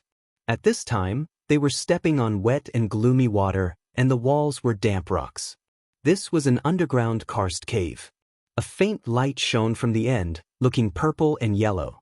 Ding Yun walked slowly to her side and said casually, Jojo, It seems that we have to walk inside to find out what happened. That realm of misfortune was so strange. It's not strange to say that it swallowed 20,000 people. Although Arbor did not say anything, she agreed with young Master Ding's view. Seeing that she did not speak, Ding Yun's expression was calm and he was not angry. He smiled and said, "This place is very narrow. We can see a thing or two at a glance. Why don't we walk forward together? Maybe there's a wider area and we can find traces of people. This underground cave is very big. Be careful."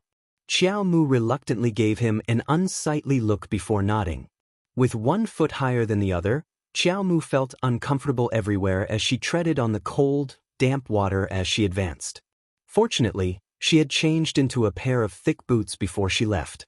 Otherwise, her feet would be soaked and she would feel even more uncomfortable. The further they walked, the wider the area before them became. This karst cave looked very deep. There were stalactites of different shapes hanging from the ceiling. Some of them were especially sharp. When Ding Yun walked over, he almost accidentally tore his sleeve. In such a dark and damp place, Arbor had goosebumps all the way. She hated this kind of gloomy and cold environment the most. It made her have a trace of bad memories. The dungeon was just this dark and damp. There was also a lingering stench in the air. "Jojo, do you want to rest for a while?" Ding Yun stopped and turned back to look at her. The little girl seemed to hate this place. He could tell from her expression of disdain. Rest? It was wet everywhere. Who would want to rest in such a damned place? Arbor shook his head. "Let's go." Young Master Ding nodded and continued forward with her. After walking for a short distance, he saw a black shadow flashing at the end of the cave. Then, it disappeared without a trace. Ding Yun stopped and turned to look at the expressionless Arbor. "There seems to be something." Jojo silently slapped a few more defensive talismans on her body and opened her eggshell defensive artifact. That's right, this eggshell-like spiritual weapon had been improved by Prince Mo not long ago. Now, not only was it more durable and sturdy, the amount of divine power needed to use this defensive divine weapon was also greatly reduced. Ding Yun turned back to look at her. He suppressed the smile that slipped to his lips and coughed lightly. "Don't worry. Someone is probably just pretending to be mysterious." Arbor gave him a "I seem to be worried" look and silently clenched the spiritual sword in his hand. The two walked forward for less than a quarter of an hour. The sound of flowing water entered their ears. A black shadow suddenly slid down from the pitch-black stone wall and quickly pounced on the two of them. Ding Yun immediately stepped in front of Arbor and grabbed the other's shoulder with lightning speed. The moment he touched her, he felt a bone-chilling coldness freeze his fingers. Chapter 44-24. Immediately, he channeled a trace of Wood's spiritual energy and slapped the person's chest. With a crack sound, the thing's head seemed to droop, as if it had been fractured. If it was an ordinary person, they would be finished immediately after being slapped by young Master Ding, and would not be able to do anything else. However, it was obvious that the thing in front of them was not an ordinary person. A series of bone-cracking sounds could be heard, and in the dark and silent cave, it was somewhat hair-raising. The black shadow with its drooping head slowly raised its head, and 2 clusters of green will-the-wisps appeared in its eyes. When it shone in the dark cave, Arbor immediately averted her eyes in disgust. Suddenly, a hand reached for her shoulder and grabbed at her through the defensive barrier, but it was quickly rebounded by the defensive light.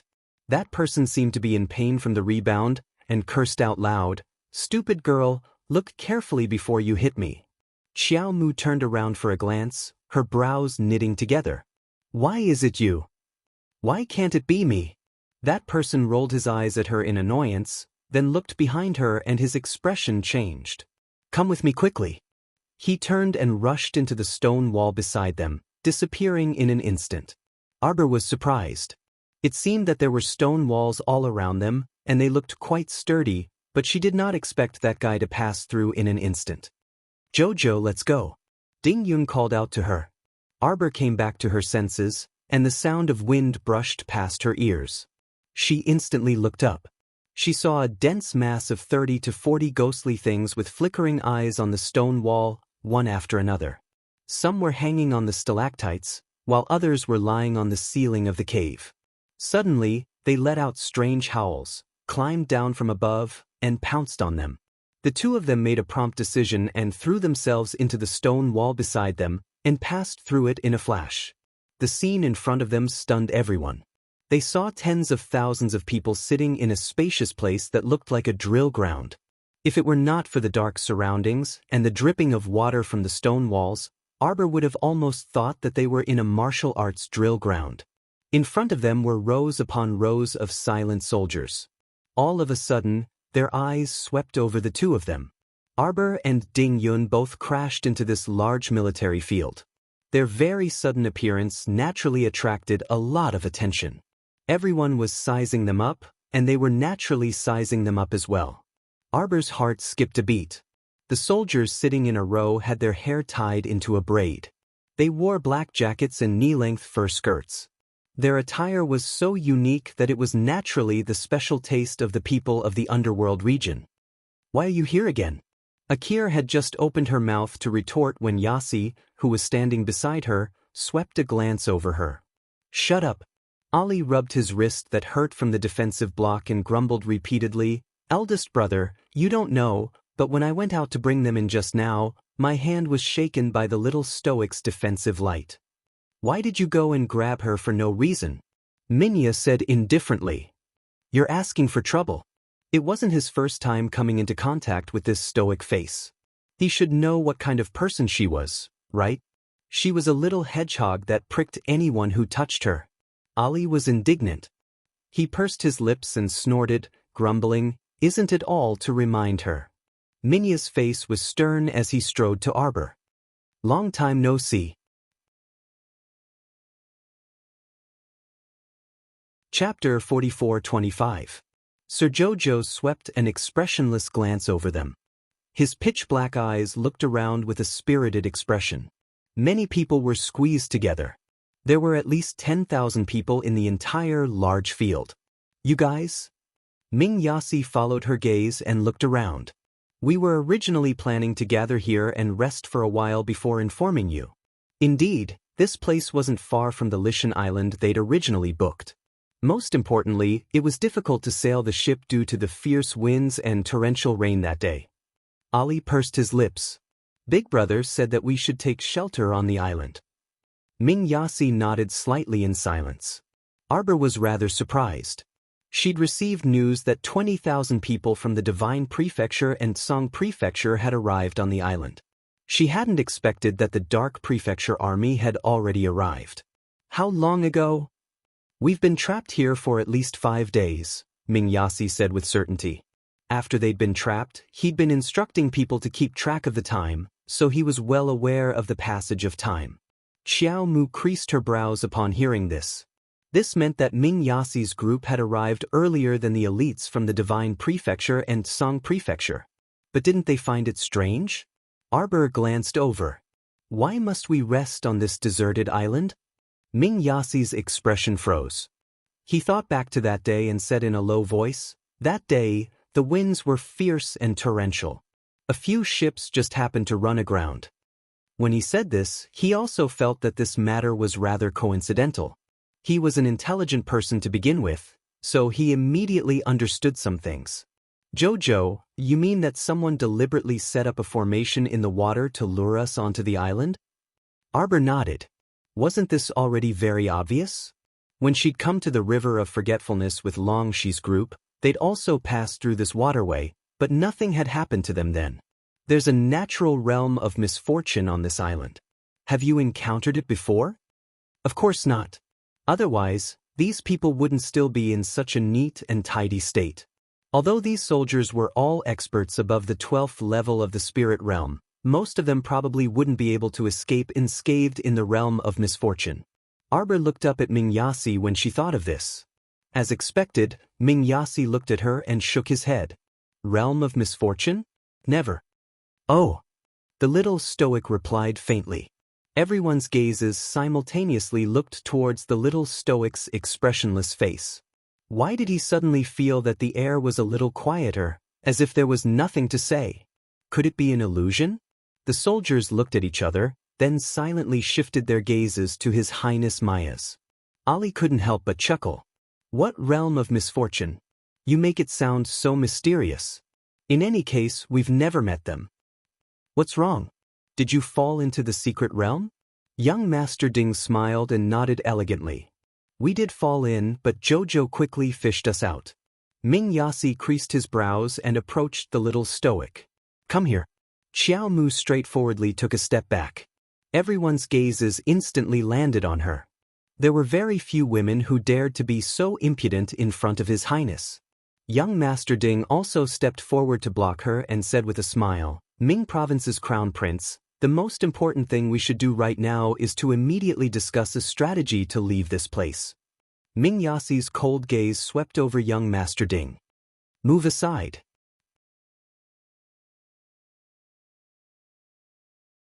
Chapter 44-26. I don't need you to remind me. This Highness naturally knows what's most important. Ming Yasi glanced coldly at Ding Yun. Just as he was about to speak, he heard Akir's cry of alarm from the other end. Brother! She staggered over as if possessed by a sickly beauty.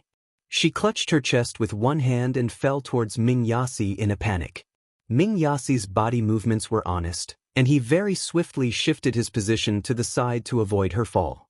Seeing Akir fall head first onto the ground with a cry, Ali hastily reached out to support her. He then called out, Akir, what's wrong with you? Young Master Ding turned to look and just happened to see the little stoic's taut face. She rolled her pitch-black eyes, a faint disdain showing on her face. This little expression was truly so vivid that it made people feel that this stoic face suddenly radiated with a bit of brilliance. Poison, poison, Akir's face flushed red, and she cast a sidelong glance in Arbor's direction. As a result, the surrounding soldiers, as well as young Master Ding and Ming Yasi, naturally focused their gazes on the little stoic again. Everyone knew that this stoic face was an extremely outstanding pill talisman master. Miss Akir's pained expression couldn't have been that this stoic face had secretly attacked her as soon as she came in, right? Who knew that the little stoic would expressionlessly glance at Akir? Don't you know how to act too much? Ming Yasi also reprimanded with a sullen face. Stop fooling around. Quickly stand up straight. Akir clutched her collar with one hand, crumpling it. She turned to Ming Yasi with a pained expression and asked, Brother, you believe outsiders and not me? Iwa. As she spoke, Akir suddenly spat out a mouthful of blood, and everyone's gazes instantly changed. Ali grabbed Akir's arm especially agitatedly and glared at the little stoic. What's wrong with you? Are you looking for trouble as soon as you arrived? I specifically went out to lure you guys here to take refuge, but you avoided trouble? The little stoic was silent and didn't say anything. Akir whined and wept. On the other hand, Ming Yasi glared at his younger brother with extreme impatience. Can you grow a brain? Don't lose your wits just because a woman cries with a few words. How can I let you manage the Wuzhong army in the future? Ali was instantly rendered speechless by his brother's scolding. He could only stammer, but Akir, she looks very uncomfortable. The two of them were so far apart, how could she poison him? Do you think you can poison her alone when there are so many of us here? Ming Yas scolded in annoyance. Scram to the side. Ali thought about it and agreed. His face alternated between green and white as he cast a sidelong glance at Arbor. He was about to help Akir to the side. Unexpectedly, Akir's body trembled violently as though all the hair on her body was about to fall off. She spat out another mouthful of blood. How could the surrounding soldiers still sit still? They all stood up and stared at Ding Yun and Arbor with vigilance. Young Master Ding grinned and reached out to block Jojo. His expression was calm as he cast a glance in Yasi's direction. Isn't it interesting? Ming Yasi's handsome face darkened as he stared coldly at the smiling man in front of him. You did it? Ding Yun tilted his head. Isn't it interesting to pretend to come true? You! Ali pointed at Ding Yun. Hurry and treat Akir's poison. Young Master Ding shrugged. That will depend on her luck. Chapter 44-27. Ming Yasi's gaze changed, and he looked at the person in front of him warily. Just now, most of his attention had been on this person. This person looked like an elegant and gentle gentleman, but he didn't expect him to be so ruthless. Other than Arbor, probably no one present knew when he attacked and how he poisoned her. As expected, young Master Ding's special ability was extremely interesting. Not only could he change his appearance at will, but he also fused the venom of the evil beast, Fire Qilin Fanged Snake, and turned it into his own ability to dissolve poison. This was a person who was born with poison. He didn't need to wave his hand at all. As long as he wanted to, he could release poison and kill people with just his breathing and speech. "Akir, hurry up and get over here," Mingyasi called coldly. Under his icy gaze, Ali could only quickly retract his hand. Once he let go, Akir weakly fell to the ground with a plop, and her entire body lay on the ground powerlessly. "Your clumsy act has already been exposed," Mingyasi said coldly. "Hurry up and apologize? Don't you want your life anymore?" Akir glared furiously at Arbor. This person was born to oppose her, right? Ever since she started fighting with this person, she had never gained any advantage over him. The most abominable thing was that this kind of woman actually had an ancient marriage contract with Big Brother Yasi. Truly infuriating, truly infuriating. Her brother said she was acting, but she clearly hadn't even started her act when she was really fucking poisoned. Gazing at Arbor's infuriating exquisite stoic face, Akir pursed her lips as if she found it difficult to speak, and a mosquito-like voice came from her throat. "So sorry." A wave of fury assaulted Akir's heart. Why did she have to lie here and apologize in a battered and exhausted state while the other party looked down at her with an indifferent gaze from above? His gaze was as if he was looking at something filthy, and it made Akir's heart burn with rage. Her anger burned endlessly. Arbor walked out of the crowd. Ali looked at her in bewilderment and shouted at her back, "Hey, what do you mean by this? Didn't you detoxify the poison in her body?" "I poisoned them?" The little stoic cast them a chilly glance. "But this?" Ali looked at her and then turned to look at the innocent young Master Ding. "If you open your mouth, this young master will detoxify Akir's poison." Arbor's cold eyes fell on Ali's face. That cold gaze instantly made the young man tense up. He had an instinctive premonition and wanted to avoid it immediately. "You want to die?" Everyone stared at her in shock. Wasn't the little stoic a bit too arrogant? She and that young master were facing the entire underworld prefecture's army of 10,000 people. How could they say such harsh words to young Master Ali? "Whoever placed the poison should treat it." "You've asked the wrong person for help," the little stoic said coldly. He was so angry that he was trembling a bit. He pointed at the little stoic before looking up at his elder brother whose expression was still unsettled. You really can turn hostile and be heartless." No one present was a fool. Once they heard this, they knew that the little girl was evading the responsibility. It was only then that Akir panicked a bit. She looked pitifully at Ming Yasi. "Brother Yasi." Ming Yasi's patience with her had long run out. The more he looked at her, the more annoyed he felt. He had nowhere to vent his anger, so he turned to shout at Ali, "I already said not to bring her here to stir up trouble. You brought this upon yourselves, deal with it yourselves."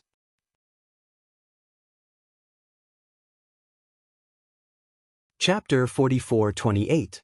Akir couldn't resist wailing, and she did her utmost to restrain her trembling emotions. Ali couldn't bear it when he saw this.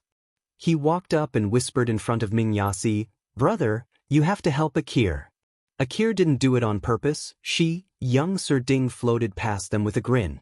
Ali immediately glared daggers at him. "You brats, stop right there. You're quite impressive. You dare to be so arrogant in the midst of an army of 10,000? Hurry and detoxify the poison in my sister's body." "Did you not understand Jojo's meaning?" Young Sir Ding turned around and winked at him. "Jojo said not to save her. Let her suffer." Ali was so angry that his lungs were about to explode. When did the little stoic say this? Can't you tell? Jojo's every breath from head to toe and that icy expression on her face are all saying this. Young Sir Ding answered very naturally. Ali turned to look at Ming Yasi. He didn't say anything, but his gaze also seemed to reveal the same meaning. Only you guys can understand the little stoic's thoughts. He doesn't know anything, right? Ali rolled his eyes and took a deep breath. Just as he was about to walk towards Arbor, he heard a loud rumble coming from the wall beside them. Some of the soldiers who were originally sitting on the ground hastily stood up. When they turned around to look, they saw a large hole in the wall. Everyone immediately drew their sabers and swords defensively. The atmosphere was so tense that it could erupt at any moment. Everyone was prepared to fight those monsters with green eyes outside. They saw a few soldiers in short armor jump out of the hole with 2 whooshing sounds. They looked at them with big eyes and hurriedly said, "Heir presumptive Crown Prince. There are Ming Province soldiers here." When the little stoic saw a person come out of the hole, her eyes clearly brightened. She skipped forward in high spirits and looked behind that person. His Majesty didn't come.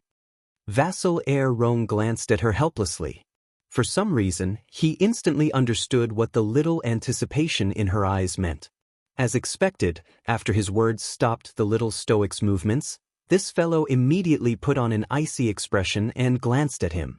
Crown Prince Rong was well aware of the young lady's tricks, so he quickly said, "His Majesty is not a liar. It's just that I've just ascended to the throne and there are many things to do, so I don't have the time." "His Majesty misses you very much." Crown Prince Rong coughed lightly and said, "He wanted me to tell you, Jojo, I've received your space ring. I can't repay you for your deep affection, so I can only repay you with my body in the future." Everyone's expressions changed. After this weird conversation, they already knew which weirdo was the one who said this. Mr. Jojo stared at Crown Prince Rong expressionlessly. "What happened to your hand?" "It's nothing. It's just that there was some friction when we were fighting the monsters outside," Crown Prince Rong said calmly. "Come here." Arbor roared at him. Everyone's expression changed again. The little Crown Princess' attitude towards the people of Tsangzhou was obviously different. "Did you run into Jojo's Lotus and the others on your way here?" the little stoic asked as she applied medicine for Crown Prince Rong. Crown Prince Rong shook his head. "Prince Imo also came? Alright, why are you here?" "To find you, of course." Arbor glanced at him and turned on his mocking mode. 20,000 people? Oh no, it should be 30,000 people now. They disappeared without a trace after landing on the island. "Heh, a bunch of weaklings." Everyone heard a bit of disdain in his voice. You're tuning in to the Passion Pages YouTube channel. We're so grateful for your support, and don't forget to subscribe to join us on this incredible journey through captivating stories. Your generosity through donations truly makes a world of difference, as it's the primary source of revenue that allows me to expand and enhance this channel for you. Thank you from the bottom of my heart for being a part of this adventure.